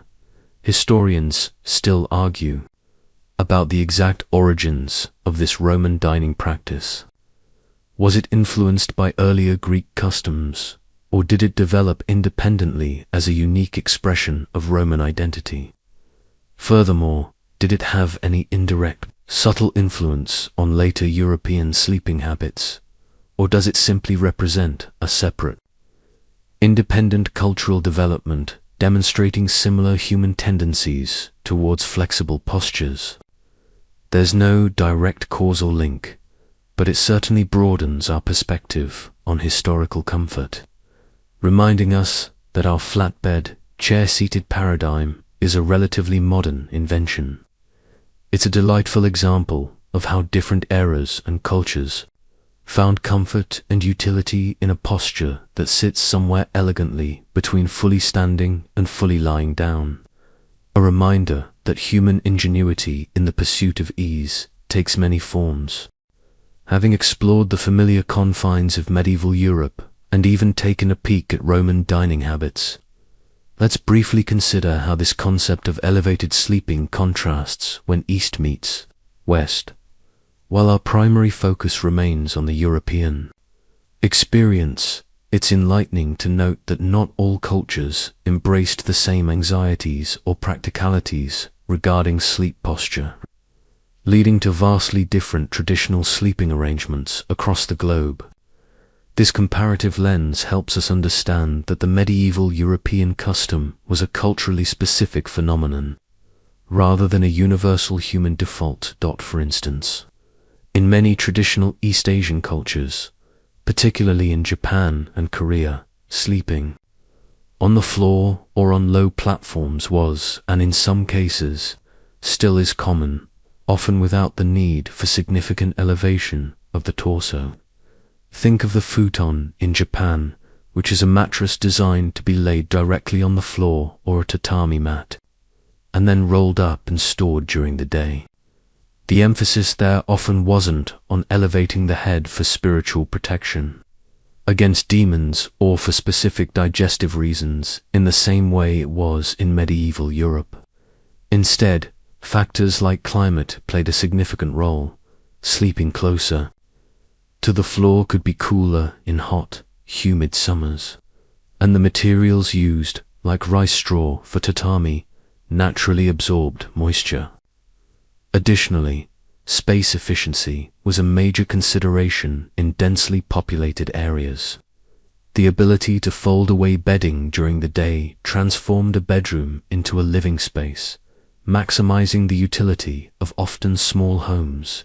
You wouldn't find them worried about bad air settling low in quite the same way, or about demons entering open mouths, primarily because their unique cultural and environmental factors led to different concerns and solutions for rest. It's almost as if they had their own set of rules for the night, perfectly adapted to their way of life, independent of European anxieties. Similarly, traditional Chinese bedding often involved heated platforms or kongs, a widely known historical feature, especially in northern China, which were brick beds heated from underneath by a stove flue. These were incredibly practical in bitterly cold winters, providing radiating warmth that could permeate the entire sleeping area. While some traditional Chinese and Japanese pillows were indeed firm and provided neck support often made of wood, ceramic, or bamboo, as briefly touched upon in Ancient Echoes, their primary function was often related to protecting elaborate hairstyles, promoting coolness, or simply providing firm neck support, rather than specifically elevating the entire upper body for spiritual or gastrointestinal concerns. On the scale seen in medieval Europe, the emphasis was on warmth, comfort through different means, and efficient use of space. This brief comparison highlights that the medieval European preference for elevated sleeping was not a universal human constant. It was a culturally specific adaptation born from a unique blend of fears like the superstitions, lingering shadow, nascent medical theories like the medical mandates of the time, and social customs that were distinct from how other parts of the world approached the very human need for rest. While the fundamental human need for sleep is universal, the methods and postures adopted for it are profoundly shaped by a society's unique worldview, technological capabilities, and environmental conditions. Historians still argue about the precise, independent evolution of these diverse sleeping customs and whether there was any significant cross-cultural influence regarding specific posture preferences over the centuries. While trade and cultural exchange did occur, it seems that many sleeping habits developed in parallel, driven by localized needs and beliefs. What this brief global perspective certainly does is drive home the point that normal is often just a matter of what you're used to, and that our modern flatbed sleep is but one of many valid and historically ingenious ways for humans to catch their GI. It reminds us that comfort and practicality are interpreted through vastly different cultural lenses, making the medieval European way just one fascinating chapter in the rich, diverse history of human sleep. With our brief global tour complete, let's circle back to Europe and observe a crucial shift that profoundly impacted sleeping habits: the gradual evolution of comfort. As the Middle Ages began to wane, roughly from the late 15th and early 16th centuries onwards, and Europe moved into the Renaissance and beyond, the myriad reasons for sleeping propped up started to lose some of their medieval potency. This wasn't an overnight revolution where everyone suddenly flattened their beds.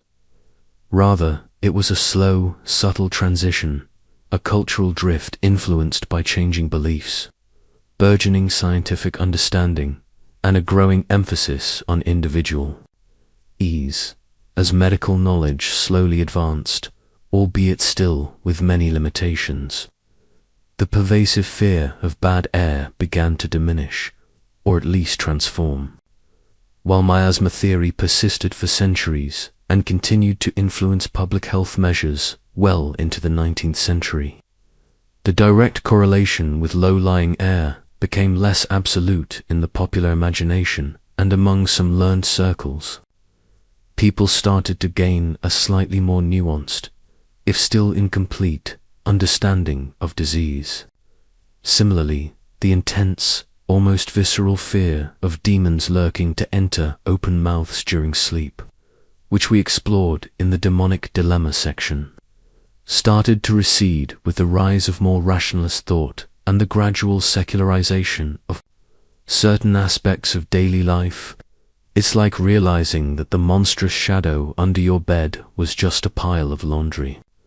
The primal fear dissipates once you shine a light of reason on it. This allowed for a greater emphasis on physical comfort for its own sake, rather than prioritizing spiritual defense or miasma avoidance. This shift didn't mean everyone suddenly flung themselves flat onto their backs the moment a new idea about hygiene or rationality emerged. Habits, especially those ingrained for centuries and passed down through generations, die hard. However, the pressure to sleep elevated, whether for spiritual protection, as a guard against unseen evils, or for perceived direct health benefits, based on flawed theories, lessened considerably. The cultural imperative shifted. If a position was no longer deemed essential for survival or spiritual safety, then simple physical comfort could take precedence. People could begin to experiment with what truly felt most relaxing.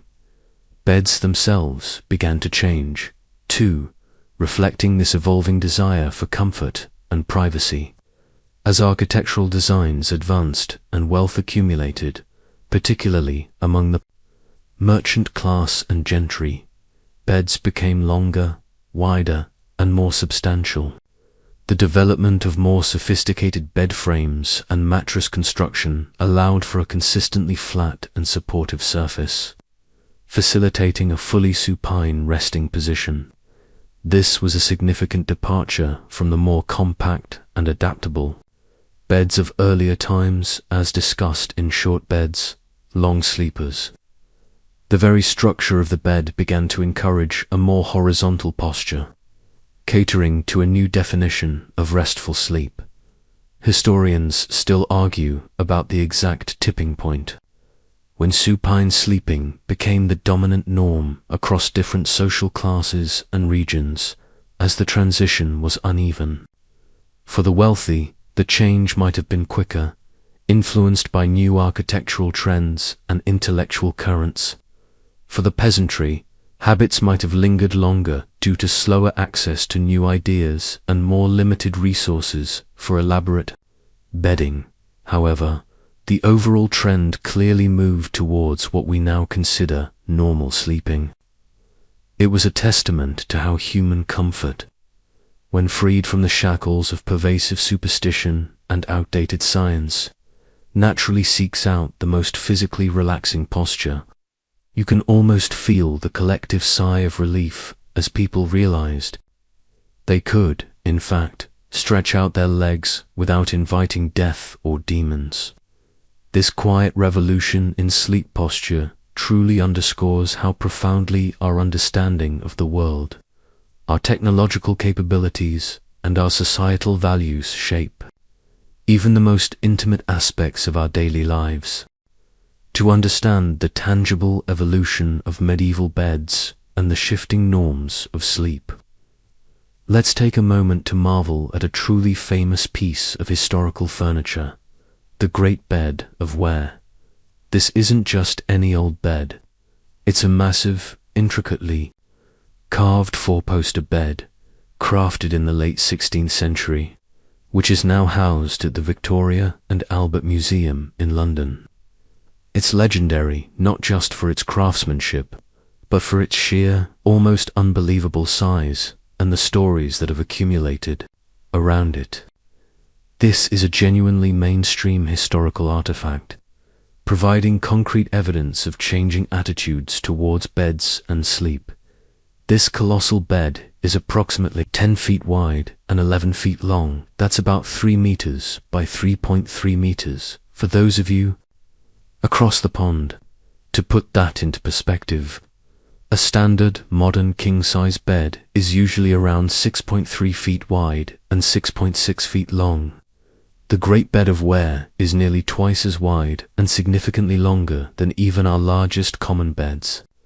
It's so enormous that it was reportedly able to comfortably accommodate for couples at a time, or, as some wilder legends claim, up to a dozen people in total.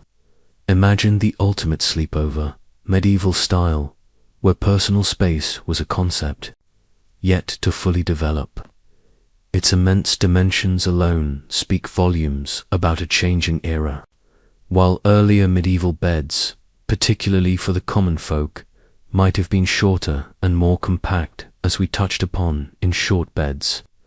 Long sleepers, the Great Bed of Ware unequivocally signals a trend towards larger, more sprawling sleeping arrangements as wealth accumulated and comfort became an increasingly attainable and valued aspiration.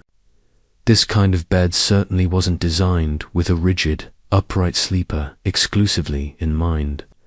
It screams, stretch out and enjoy the expanse. The very existence of such a colossal bed, clearly designed for multiple occupants and extensive lounging, suggests a clear departure from the earlier, more constrained and often elevated sleeping postures. While someone could certainly still prop themselves up on it with ample pillows and bolsters galore, the sheer space allowed for much more flexibility, including the option of fully supine sleeping. The bed itself became a statement piece, almost a room within a room, offering a level of physical liberation previously uncommon. It reflects the growing desire for ample space and comfort that characterized the nascent early modern period. Moving away from the more communal and utilitarian sleeping arrangements of the earlier Middle Ages, the Great Bed of Ware's history is as fascinating as its size. It was originally built for an inn in Ware, Hertfordshire, designed specifically to attract travelers who would pay extra to sleep in this famous, enormous bed. It essentially became a tourist attraction in itself, drawing curious visitors for centuries who wanted to experience its legendary capacity. Its prominence in literature, including Shakespeare's Twelfth Night, further cemented its fame and cultural significance. Historians still argue about the exact social dynamics of multiple people sharing such a bed, whether it was predominantly for family, groups of traveling companions, or even servants, though the cost suggests it was for paying guests. However, its scale undeniably points to a changing relationship with the act of rest. It signifies a time when comfort, once perhaps a secondary concern to superstition or the strictures of social display, as in social circles, in bed, was slowly but surely taking center stage, becoming something to be flaunted and enjoyed. You can almost hear the soft creaks of a dozen weary travelers settling in for a truly luxurious, sprawling, and most importantly, flat night's sleep, free from the worries of demons entering open mouths or bad air clinging to the floor. It perfectly encapsulates the material and cultural shift in sleeping habits. Beyond the physical act of sleeping and the tangible comforts, or lack thereof, of medieval beds, the medieval mind also held fascinating beliefs about the nocturnal world of dream world beliefs. For them, dreams weren't just random neurological firings, a product of subconscious thought, or the consequence of eating too much cheese before bed, as modern psychology might suggest. Instead, they were often seen as profound messages, omens, divine revelations, or even direct communications from spiritual entities, be they angels, saints, or, yes, even those pesky demons we talked about earlier in the demonic dilemma section. Given this reverence and sometimes fear surrounding the dream state, it's not too far-fetched to imagine that medieval people might have believed their sleep posture could subtly influence the nature or reception of their dreams. If you thought Concerns about bad air and literal demons entering your mouth were worries. Imagine the additional anxiety of having a bad dream that was interpreted as a divine warning, a prophecy of misfortune, or worse, a demonic temptation leading you astray. For a medieval person, a disturbing dream could carry immense weight, prompting prayer, confession, or even specific actions to avert a perceived ill omen. While there's less direct historical evidence explicitly linking a specific sleep posture solely to dream quality, it stands to reason that if one believed a certain position protected them from evil influences or promoted physical health, it might also be thought to ensure more benevolent, clearer, or spiritually beneficial dreams. For example, if lying flat was associated with death and vulnerability, superstition's lingering shadow, perhaps it was also thought to invite nightmares, distressing visions, or the spiritual oppression of incubi and succubi demons believed to lie upon sleepers.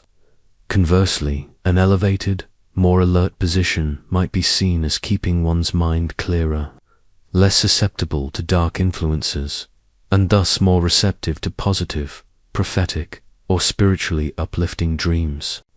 It's like trying to get good reception on an old television by wiggling the antenna, but for your subconscious mind, hoping to tune into a divine channel rather than a demonic one. This belief system underscores how deeply integrated spiritual and physical well-being were in the theocentric medieval worldview. Sleep wasn't just a biological necessity, it was a transition into another realm, a temporary crossing of the threshold between the mundane and the supernatural, often fraught with potential opportunities and perils. Dreams were a window, and one would want that window to offer a clear, benign view, not a terrifying one. Therefore, any practice that could influence this, however subtly, would be considered. The practice of saying nightly prayers before bed was common, seeking divine protection during the vulnerable hours of sleep and praying for peaceful, holy dreams.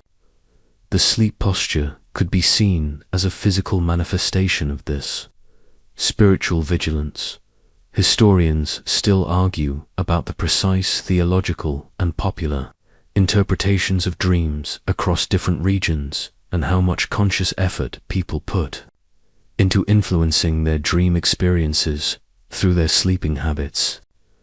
Was it a widely held belief that posture directly impacted dream content, or was it more of a subconscious hope? The nuances are hard to definitively ascertain from historical records. However, it's clear that the medieval mind, ever attuned to the unseen and the symbolic, would have considered every aspect of their sleep, including their physical posture, as potentially significant in mediating their experiences in the dream world.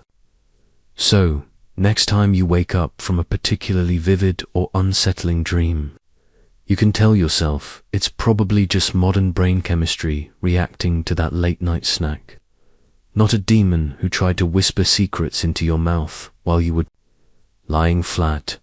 You're welcome for that peace of mind.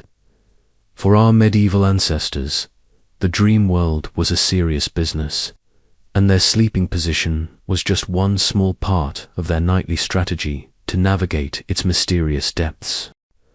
Now, let's get a little less glamorous and talk about a very practical, if sometimes unappealing, aspect of medieval slumber that directly influenced comfort and overall sleep experience: hygiene and bedding. We've discussed the importance of pillows and bolsters galore, but what were they actually made of? How were they maintained? And how did that impact comfort and, frankly, cleanliness?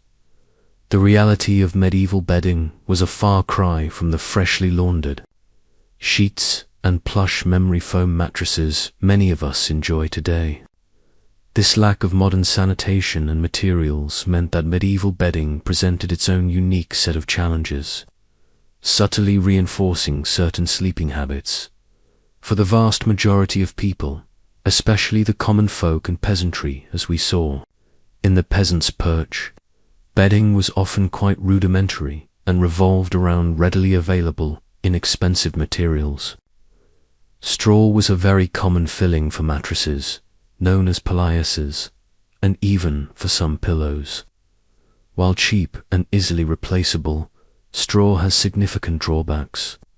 It compacts quickly, offering diminishing support over time, and perhaps more significantly for comfort and health, it's a perfect breeding ground for fleas, lice, bedbugs, and other delightful, biting critters. Imagine trying to get a good night's sleep while simultaneously battling a tiny, persistent, biting army that emerges as soon as the lights go out. You can almost feel the phantom itch, can't you? This meant that straw bedding had to be regularly aired out, beaten to dislodge pests and dust, and occasionally replaced, a laborious, often unpleasant, but absolutely necessary task. The constant battle against these microscopic invaders undoubtedly impacted the quality of rest, leading to restless nights and perpetual discomfort, which could certainly make a less demanding propped-up position seem preferable if it meant less tossing and turning against itchy bites, even for the wealthier classes. While they might have enjoyed softer and more expensive fillings like wool, feathers, or down for their mattresses and abundant pillows, hygiene was still a constant struggle. These natural fillings could also attract pests and accumulate dust and bodily fluids over time. Unlike straw, they weren't as easily replaced, making long-term accumulation of grime a real issue. Washing large items like mattress covers or even the outer casings of pillows was a monumental task in an era without running water, washing machines, or strong detergents. It required vast amounts of water to be heated over fires, lye or ash to be used as primitive soap, and immense manual labor for scrubbing and rinsing. Consequently, regular changes of sheets as we know them today, with fresh linen every few days or weekly, were simply not the norm. Instead, sheets, if used, would be changed far less frequently, perhaps monthly or even less often, and the underlying bedding would only be thoroughly cleaned or replaced periodically, often seasonally, or when it became utterly unmanageable. This less than pristine environment, even in the grandest castles, certainly contributed to a generally lower standard of comfort and cleanliness than we expect, and likely led to a more generalized acceptance of minor discomforts during sleep. This underlying reality of less than perfect hygiene and persistent pest infestations might have also subtly influenced sleeping posture. While not a primary driver like superstition or perceived health benefits, an elevated position could, perhaps, have been perceived as slightly more removed from the lowest, potentially dirtiest, layers of the bed or the floor where pests might congregate more densely, clinging to the warmth of accumulated dust and human presence. Or, if restless due to constant itching and irritation from unseen bites, a propped-up position might have allowed for easier shifting, scratching, or readjusting of one's position without completely disturbing the entire bed or those sleeping. Nearby historians still argue about the precise impact of hygiene challenges on specific sleeping habits versus other, more prominent factors. It's difficult to quantify how much insect bites contributed to a preference for propped sleep compared to, say, the fear of demons or bad air. However, the practical considerations of managing bedding in an era without modern sanitation certainly added another layer of complexity to the medieval sleeping experience, making a truly restful night a constant interplay of desired comfort, cultural custom, and the ongoing, often losing, battle against microscopic invaders. It really makes you appreciate the clean, crisp sheets and pest control services of modern life, doesn't it? The ability to simply throw your bedding in a washing machine and tumble dryer is a luxury medieval people could only dream of. Beyond the practicalities of comfort and cleanliness, the very space where one slept, the bedchambers as status symbols, played a significant role in dictating sleeping habits, especially for the affluent. In the Middle Ages, particularly among the nobility, wealthy merchants, and even prosperous gentry, the bedroom was far more than just a place to catch 40 winks. It was a potent display of wealth, power, and social standing.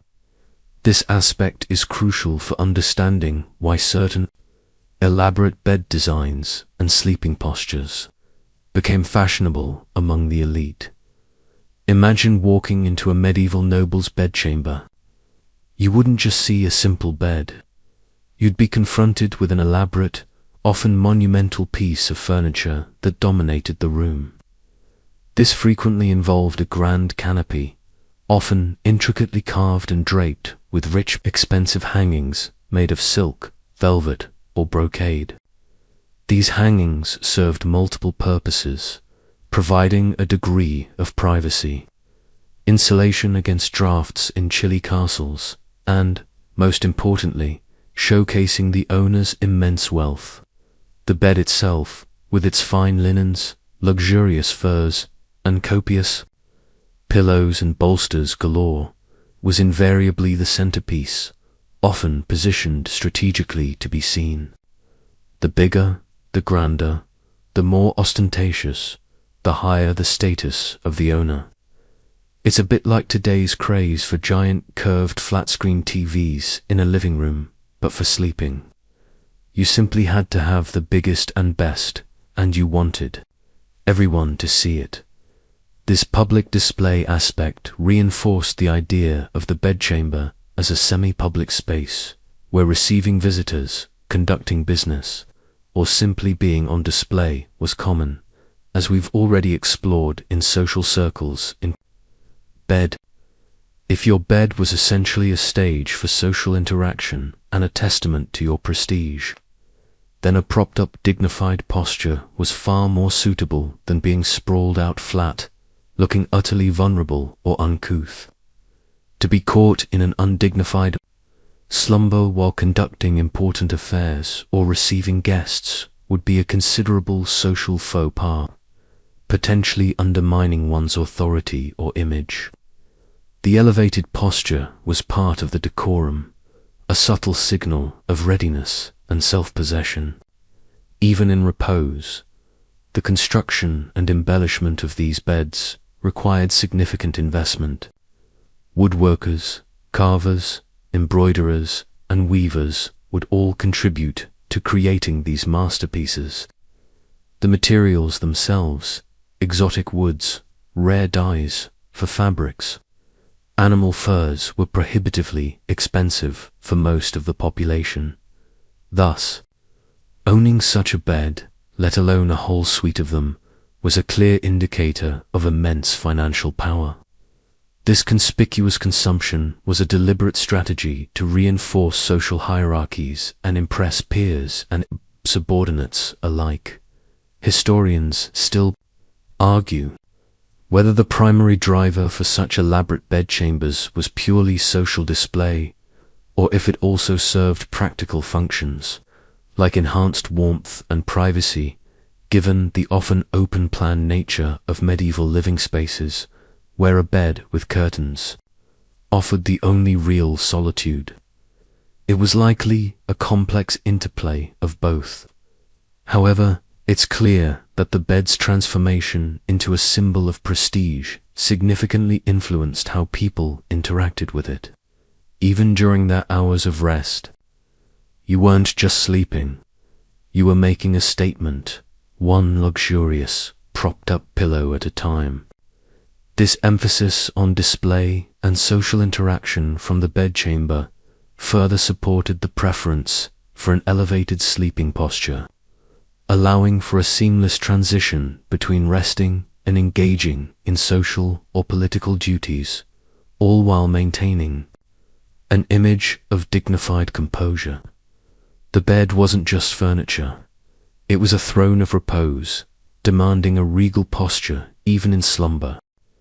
While our journey into medieval sleep has largely focused on general practices and societal norms, it's also important to consider specific circumstances that profoundly influenced sleeping posture, particularly the sick bed perspective. When illness struck in the Middle Ages, which it did frequently and often without warning, with diseases like the bubonic plague, a well-known historical reality of the era, or various fevers rampant, the way one slept became less about social custom, superstition, or even general comfort, and more about sheer necessity and the urgent alleviation of discomfort. In a world without modern pharmaceuticals, advanced medical treatments, or even a deep understanding of germ theory, practical measures to ease suffering were paramount.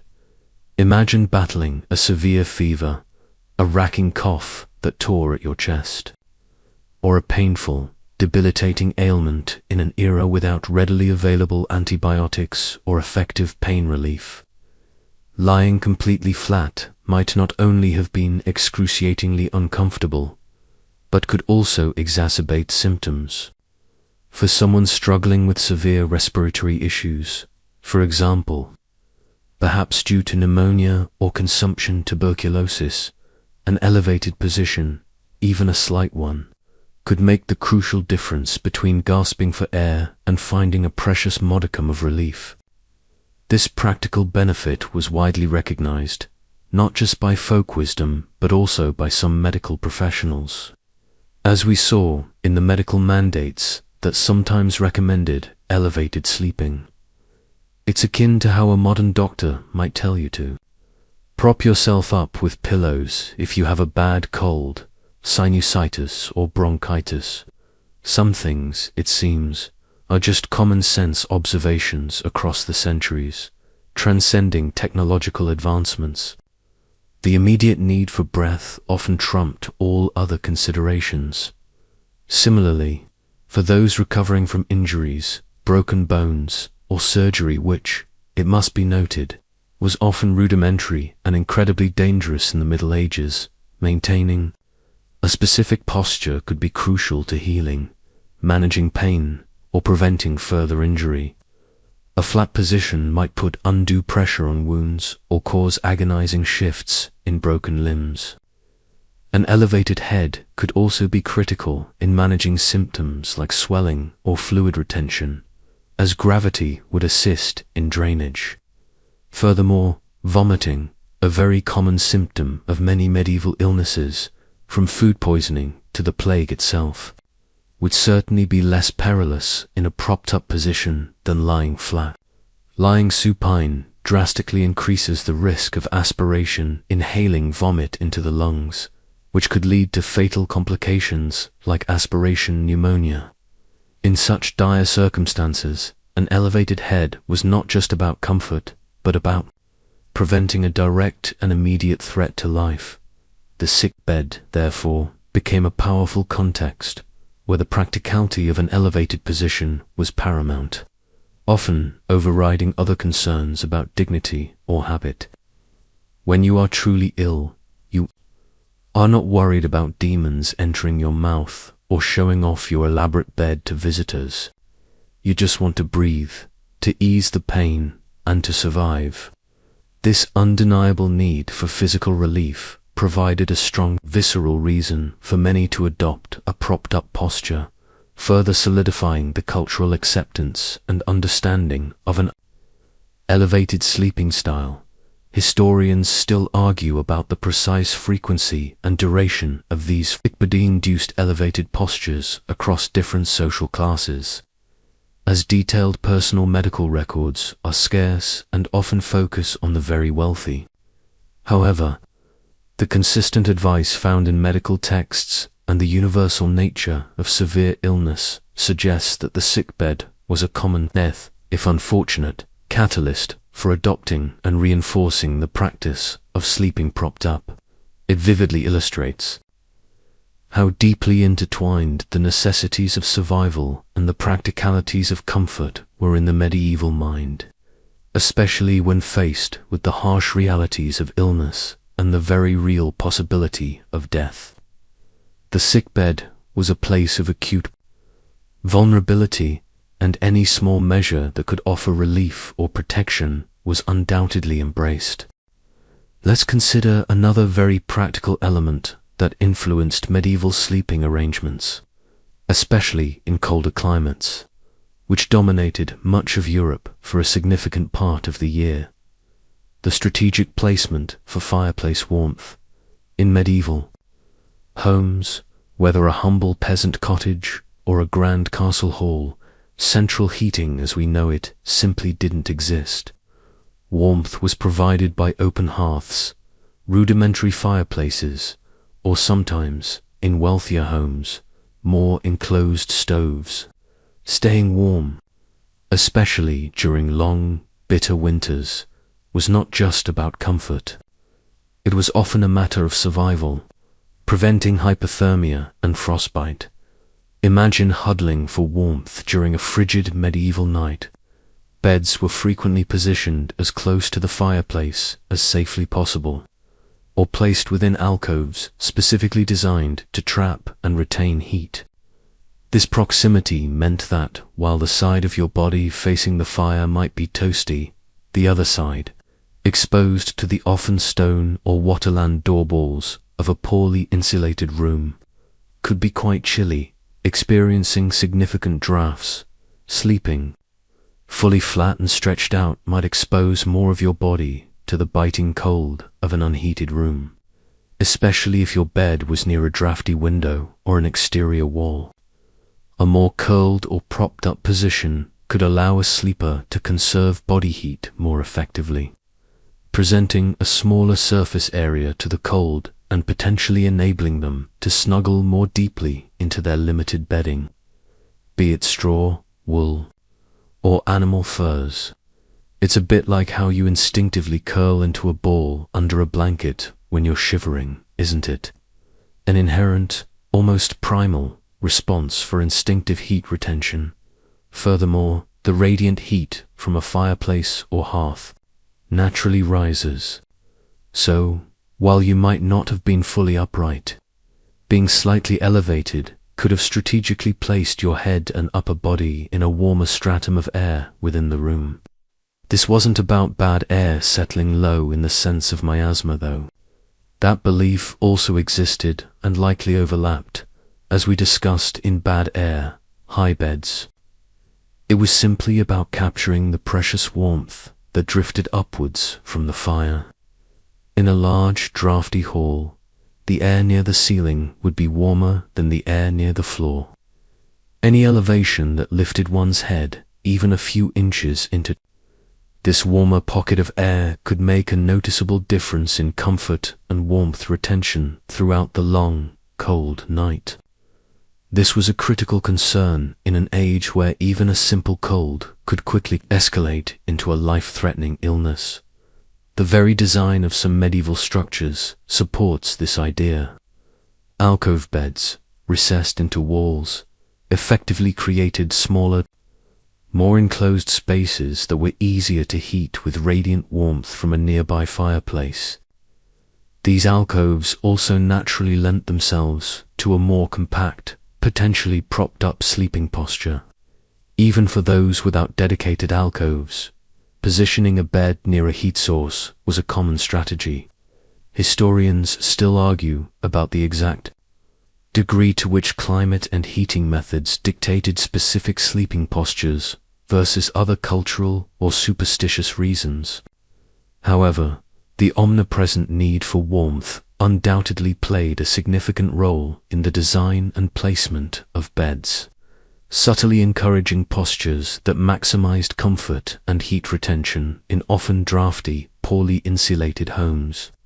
You can almost feel the chill creeping in from the stone walls, making every inch closer to the crackling fire a blessing. and every bit of elevated comfort a small victory against the cold.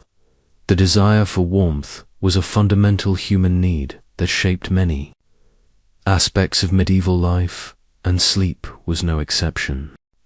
In an age long before security systems, bright streetlights, or even reliable locks on every door, another subtle yet significant factor influencing medieval sleeping habits was the pervasive need for nocturnal vigilance.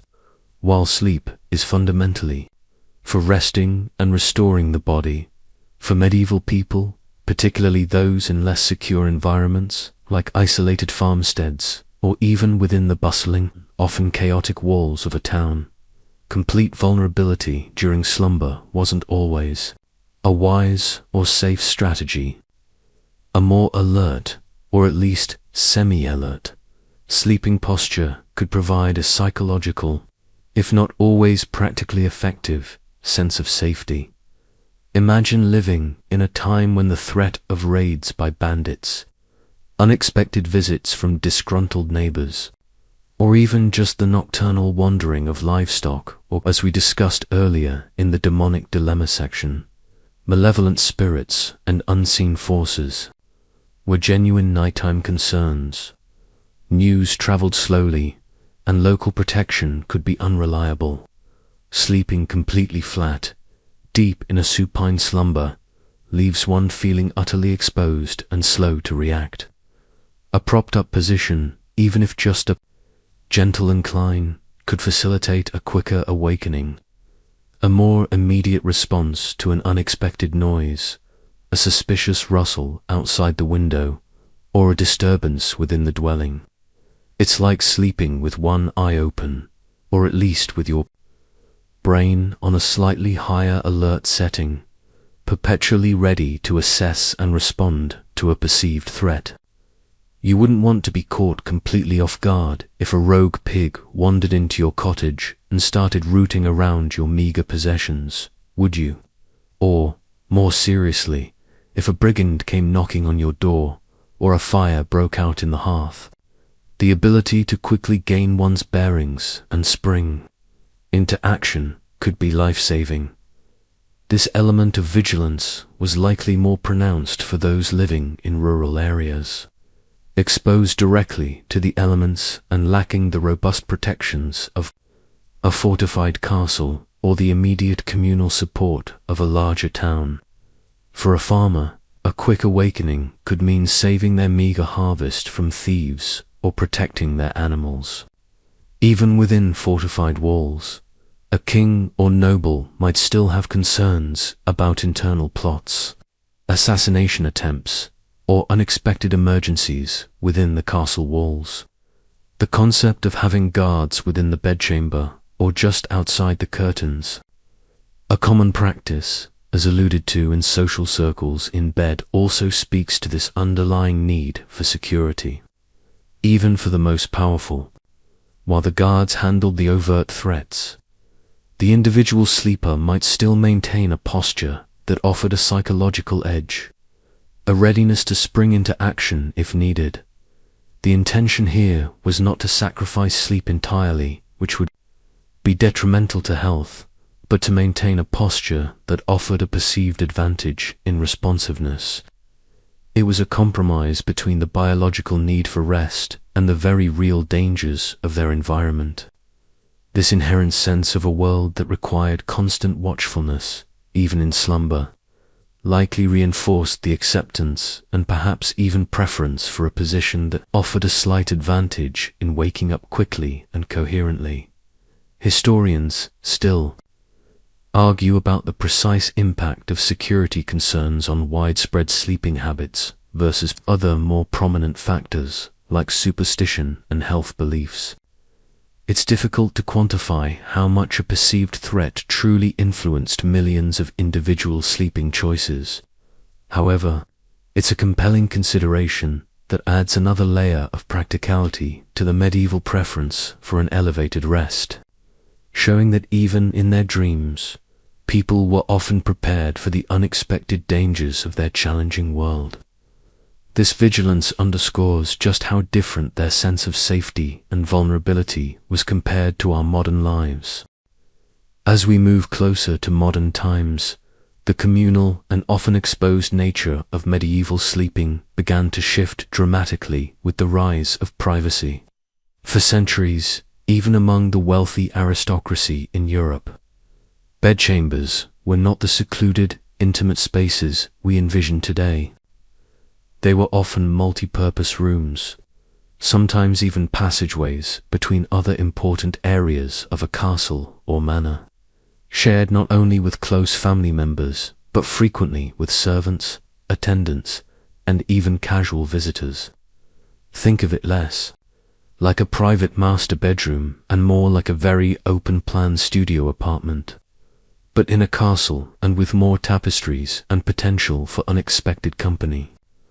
This lack of dedicated personal space had profound implications for how people slept and behaved in their beds. This inherent lack of privacy naturally encouraged postures and behaviors that maintained a degree of decorum and readiness, like the propped-up position we've been discussing. You wouldn't want to be caught fully sprawled out, deeply asleep and snoring loudly, if your chambermaid walked in to stoke the fire, if a squire entered to announce a visitor, or if your lord needed to have an impromptu chat about the day's hunt or a pressing political matter.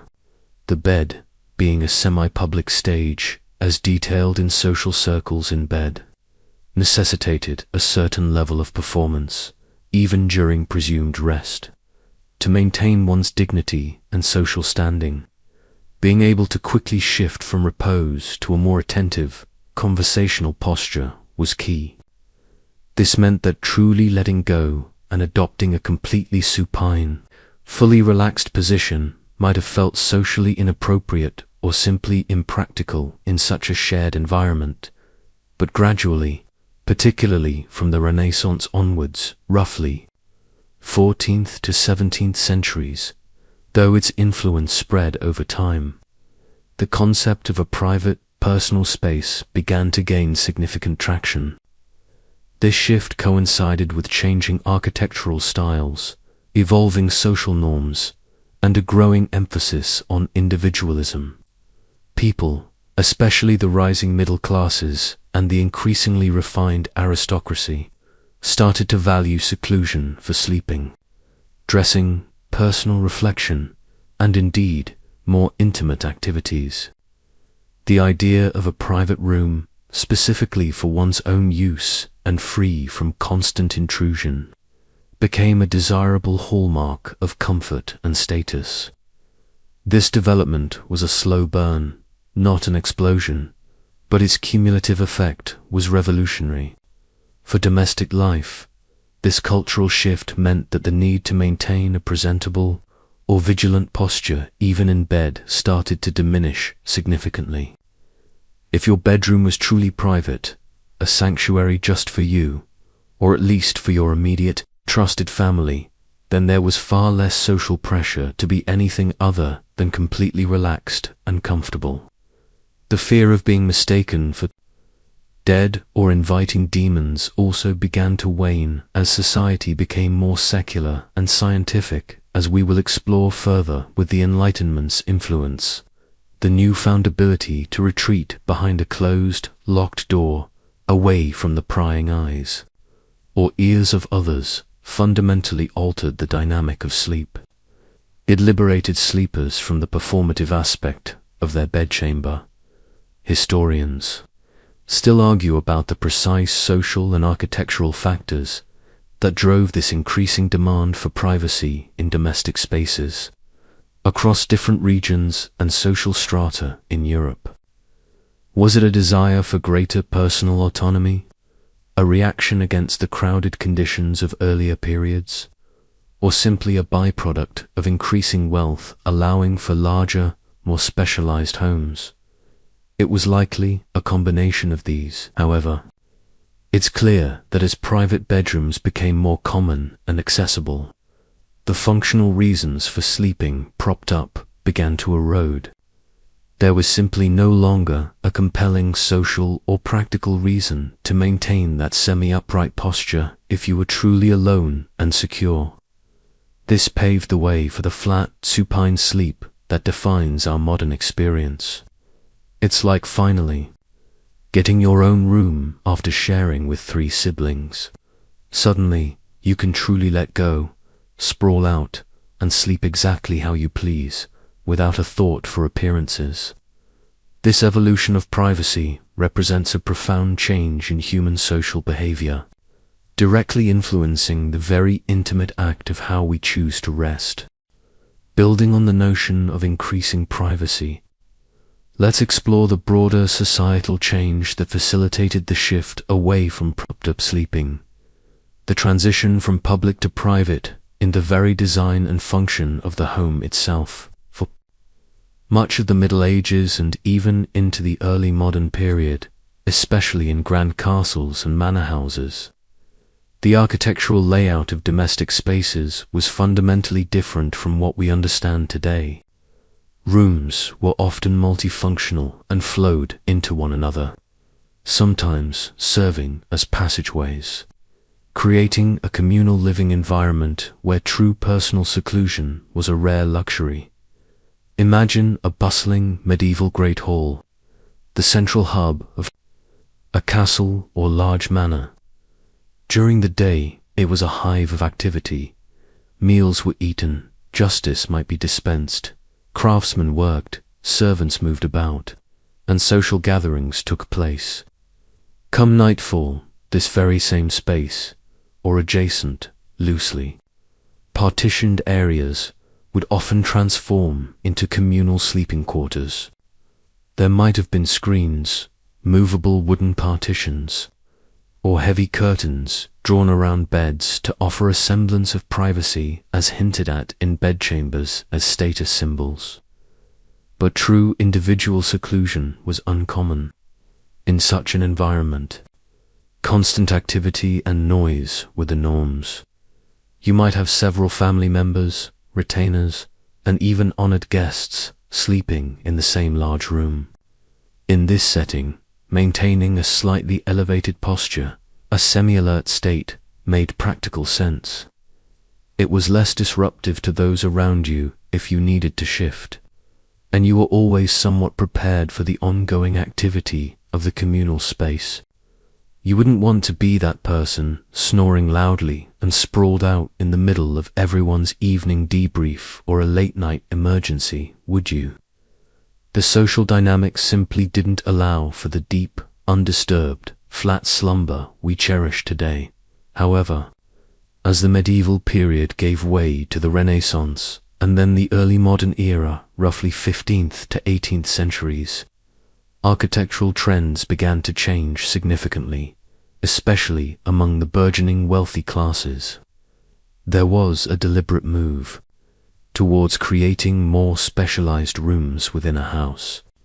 Instead of one great hall serving all purposes, homes started to incorporate dedicated dining rooms, drawing rooms for entertaining, libraries, and, crucially, distinct private bedchambers. This architectural evolution mirrored a growing cultural desire for personal space, individual comfort, and greater domestic order. The invention of corridors, for example, which allowed people to move between rooms without passing through other occupied spaces, was a revolutionary step towards modern concepts of privacy. When you had a room solely dedicated to sleep, a place where you could close a door and eventually lock it and truly be alone or only with your most intimate family, the need to maintain a socially appropriate or vigilant posture during rest diminished significantly. The bed could transform from a semi-public stage into a genuine sanctuary. If there were no longer casual visitors to impress or public activities to be aware of, then the physical constraints on sleep posture naturally relaxed. You could truly let go, stretch out, and adopt whatever position felt most comfortable, without fear of judgment or interruption. This allowed the focus to shift purely to restorative rest. Historians still argue about the precise interplay between changing social norms and architectural innovations in driving this profound move towards private living. Did the desire for privacy lead to new architectural designs, or did new architectural possibilities, like building larger houses with more rooms, enable a greater emphasis on privacy? It was likely a symbiotic relationship, each influencing the other. But it's undeniable that the physical restructuring of homes played a pivotal role in liberating sleepers from the need to remain semi-upright. This shift, along with the decline of older superstitions and the rise of new medical understandings, gradually ushered in the era of horizontal rest that is so familiar to us. It's a bit like finally getting a quiet cubicle after working for years in a bustling open-plan office. The way you conduct yourself, and even relax, changes completely when you have your own defined space. This transition from public to private domesticity was a cornerstone in the evolution of modern comfort and intimacy, profoundly reshaping the very act of sleep. As we edge closer to the present day, another powerful force came into play that chipped away at the old, medieval sleeping habits: the profound impact of the Enlightenment's influence.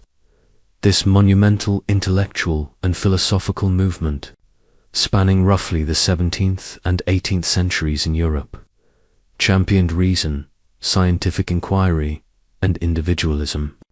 It systematically challenged the superstitions, traditional dogmas, and unquestioned beliefs that had governed much of medieval life, including seemingly minor aspects like how one chose to sleep.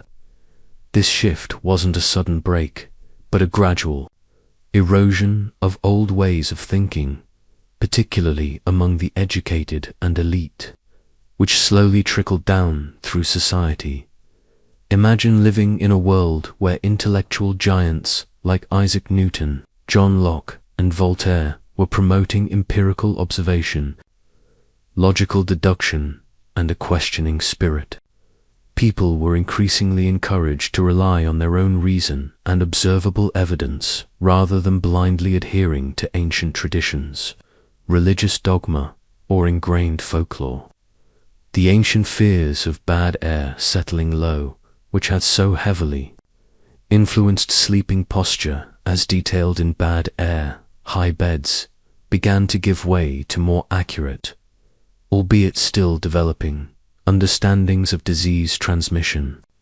While germ theory was still centuries away, there was a growing emphasis on hygiene, sanitation, and the rational management of public health, which slowly moved away from purely miasmatic explanations. The idea that merely lifting your head a few inches could protect you from all illness started to seem less credible in light of new observations and experiments. You wouldn't try to scare a burgeoning Enlightenment scientist with a story about a snoring demon, would you? They'd probably ask for measurable data, a controlled experiment, and a peer-reviewed publication to back up such claims. Similarly, the chilling belief in demons lurking to enter open mouths during sleep, our demonic dilemma, seemed increasingly archaic and superstitious in an age that prioritized empirical observation over folklore. While religious belief remained strong for most, the literal, physical manifestation of demonic interference in daily, mundane acts like sleeping began to recede, particularly in intellectual circles. The emphasis shifted from spiritual vigilance through physical posture to moral and rational conduct. If there was no rational, observable reason for a particular practice, its hold on society began to weaken. This new emphasis on rational thought meant that if an elevated sleeping position was to persist as a widespread norm, it increasingly needed a demonstrable, scientific reason, not just a superstitious or tradition-based one. While medical professionals might still recommend elevation for specific, clearly observable ailments like respiratory issues or aiding digestion, as covered in medical mandates and digestion's role, the blanket cultural imperative to sleep, propped up simply to avoid death or spiritual harm, started to fade. The shift was from, we sleep this way because our ancestors did, and because it wards off evil, to we sleep this way if there's a demonstrable medical benefit, otherwise, let's find what's most comfortable. Historians still argue about the precise timeline and cultural penetration of Enlightenment ideas, particularly among the general populace who often retained older beliefs longer than the educated elite. However, its overarching influence created an intellectual climate where old habits, if lacking rational or scientific justification, were increasingly seen as outdated, irrational, or even ignorant. This intellectual evolution allowed for a greater embrace of physical comfort and a more natural, fully supine sleeping position, simply because it felt better and no longer carried the heavy weight of ancient fears and superstitions. It was a liberation of the body, allowing it to seek its own most restful posture, unencumbered by the ghosts of the past. The Enlightenment didn't just change governments and sciences.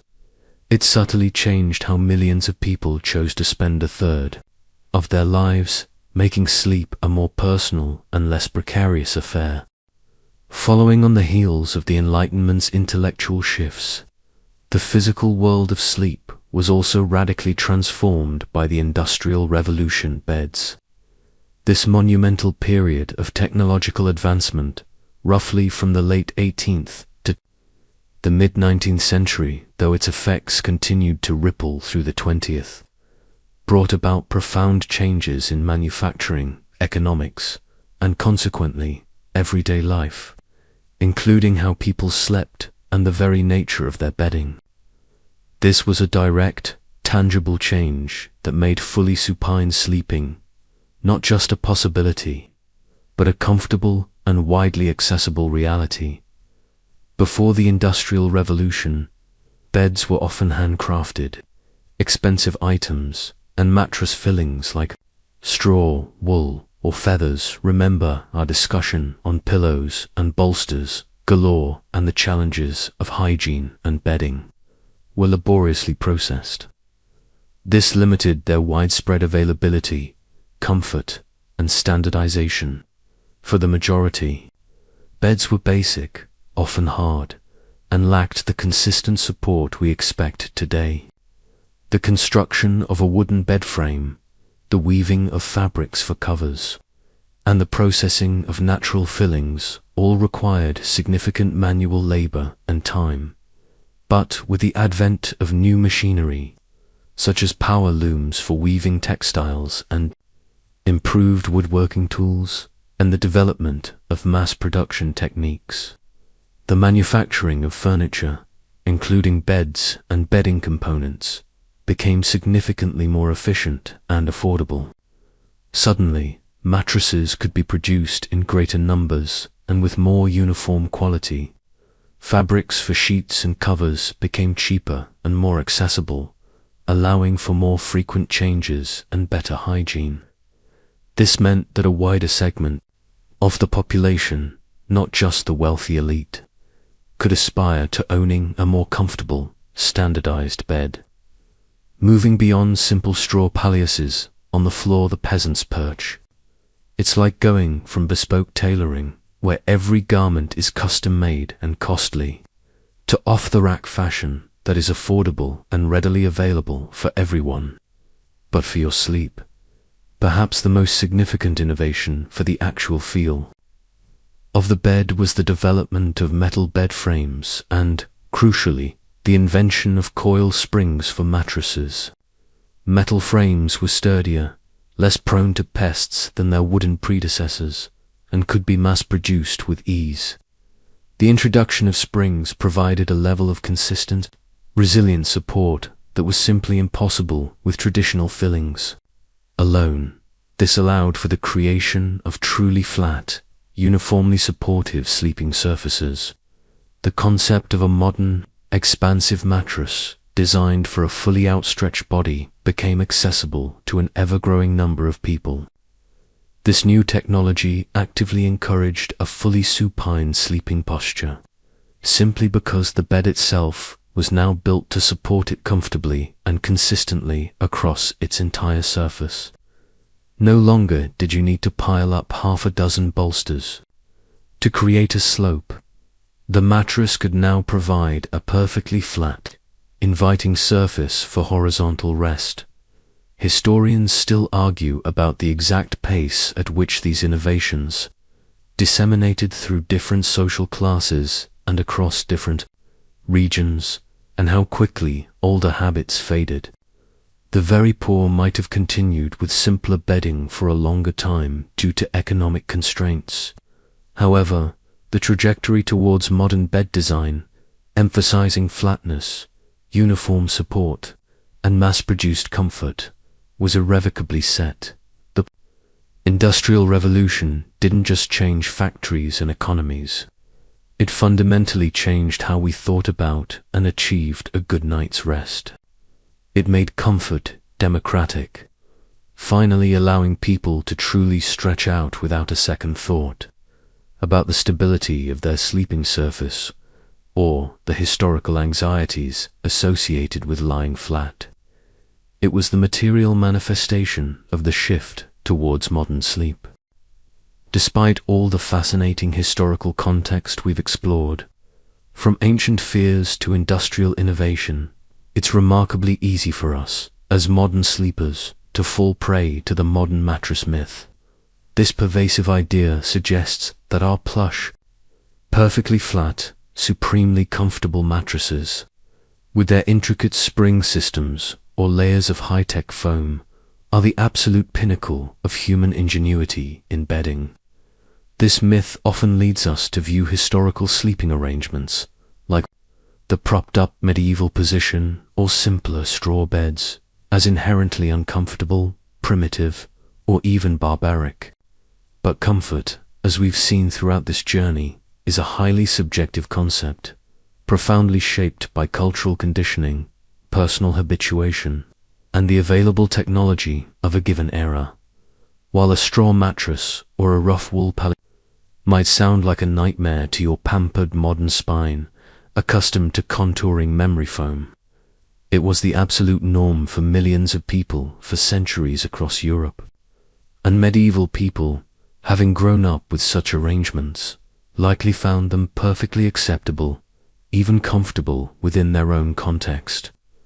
Their bodies were accustomed to different forms of support and different sleeping positions, having never experienced anything else remotely resembling a modern spring or foam mattress. Just as someone raised sleeping on a hard floor might find a soft mattress jarringly uncomfortable and lacking in support, medieval sleepers adapted to their reality. The evolution of the mattress, from simple straw palaces to more elaborate feather beds, and eventually to our complex modern spring and foam creations, wasn't a linear march from agony to ecstasy. It was a long journey driven by changing resources, social status, evolving ideas about health and hygiene as touched upon in hygiene and bedding, and a gradually evolving understanding of human physiology and what constitutes comfort. You wouldn't expect a medieval knight, accustomed to sleeping on the ground in chainmail during military campaigns, to complain about a relatively firm bed in a castle, would you? The very concept of comfort was baseline-dependent. Furthermore, the idea that a perfectly flat, horizontal surface is inherently the best or healthiest for sleep is itself a relatively modern construct, heavily influenced by our current mattress industry and contemporary medical understanding. While it works optimally for many people today, and modern orthopedic science can explain why a flat, supportive surface is generally good for spinal alignment, it's not a universal truth etched in stone across all human experience. In fact, even in modern times, some people still find comfort in slightly elevated positions, particularly for specific health reasons like acid reflux, sleep apnea, or certain respiratory conditions. These modern medical recommendations, in a strange echo, harken back to the rudimentary medical mandates of the medieval era, albeit with far more sophisticated scientific understanding and technological aids. This shows that the propped-up position wasn't always just superstition. It often served a genuine, if empirically discovered, practical purpose for comfort or health, demonstrating a continuity of human needs. The modern mattress myth can blind us to the ingenuity and adaptability of past cultures. They weren't ignorant or deliberately choosing discomfort. They simply had different challenges and different tools available to them. They found ways to sleep, and to sleep adequately within their technological and cultural constraints. Their definitions of comfort were simply different from ours, shaped by a world without mass-produced textiles, climate control, or advanced sanitation systems. Historians continue to debate the precise subjective comfort levels of various historical bedding types and how much personal preference truly played a role versus sheer societal norms and available resources. But the key takeaway is that we should approach history with an open mind, recognizing that what seems uncomfortable or odd to us now was simply a different, equally valid way of living and resting. So, next time you sink into your luxurious memory foam, give a little nod to your medieval ancestors, who managed to get some shut-eye despite worrying about demons, battling bedbugs, and finding rest on what might as well have been a pile of dried weeds. Their resilience and their redefinition of comfort is truly remarkable. So, as our journey through medieval slumber draws to a close, let's consider the multifaceted legacy of the propped sleep.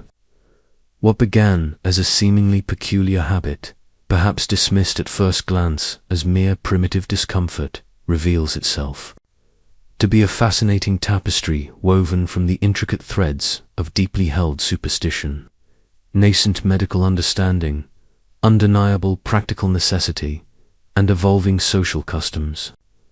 It wasn't a single isolated reason, but a complex confluence of these diverse factors that shaped how millions of people sought their nightly rest for centuries across Europe.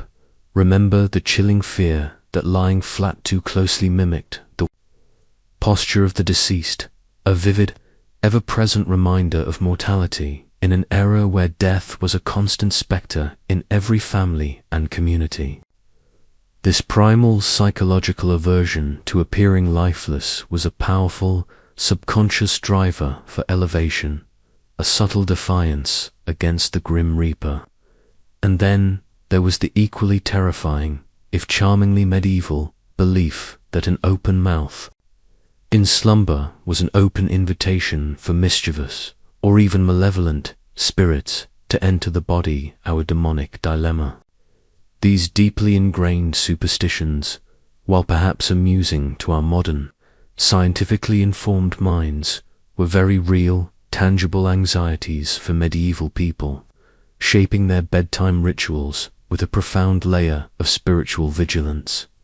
Layered upon these spiritual concerns were the pragmatic observations about health, the widespread, albeit flawed, belief that bad air, or miasma, settled low our bad air. High beds, making an elevated position beneficial for breathing, provided a compelling, logical reason for propping up. And let's not forget the very real physiological comfort gained by preventing indigestion or regurgitation after a hearty, often heavy, medieval meal. A basic understanding of gravity's role in digestion's role. These were attempts to mitigate tangible physical discomfort and promote well-being with the best available medical knowledge of the time. often arrived at through simple observation and trial and error. Add to this the practicalities dictated by the material culture of the era. Beds that were often shorter and more easily constructed short beds, long sleepers naturally lending themselves to a curled or propped up position. The ingenuity of using copious pillows and bolsters galore to create a comfortable incline without sophisticated adjustable frames speaks to their resourcefulness.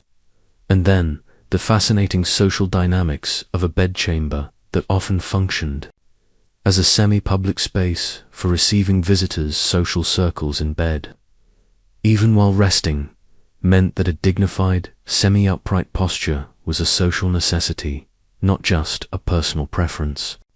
These everyday realities, from the warmth sought from the fireplace warmth to the constant need for nocturnal vigilance, further cemented the propped-up posture as the norm across various segments of society. Historians still argue about the precise weighting of each of these factors, and how much influence each had on different social classes and regions, creating a rich, ongoing, scholarly debate. Was the fear of death a more powerful driver than the desire for better breathing, or did they simply reinforce each other? The answers likely vary based on individual circumstances and prevailing local beliefs. But what is clear is that the medieval experience of sleep was a complex interplay of mind, body, and environment. It wasn't just about closing your eyes. It was about navigating a world full of unseen threats, tangible discomforts, and rigid social expectations. Ultimately, the medieval propped sleep wasn't a choice born of ignorance or a deliberate act of self-inflicted discomfort. Instead, it was a logical, multi-layered adaptation to their specific world, a world profoundly different from our own.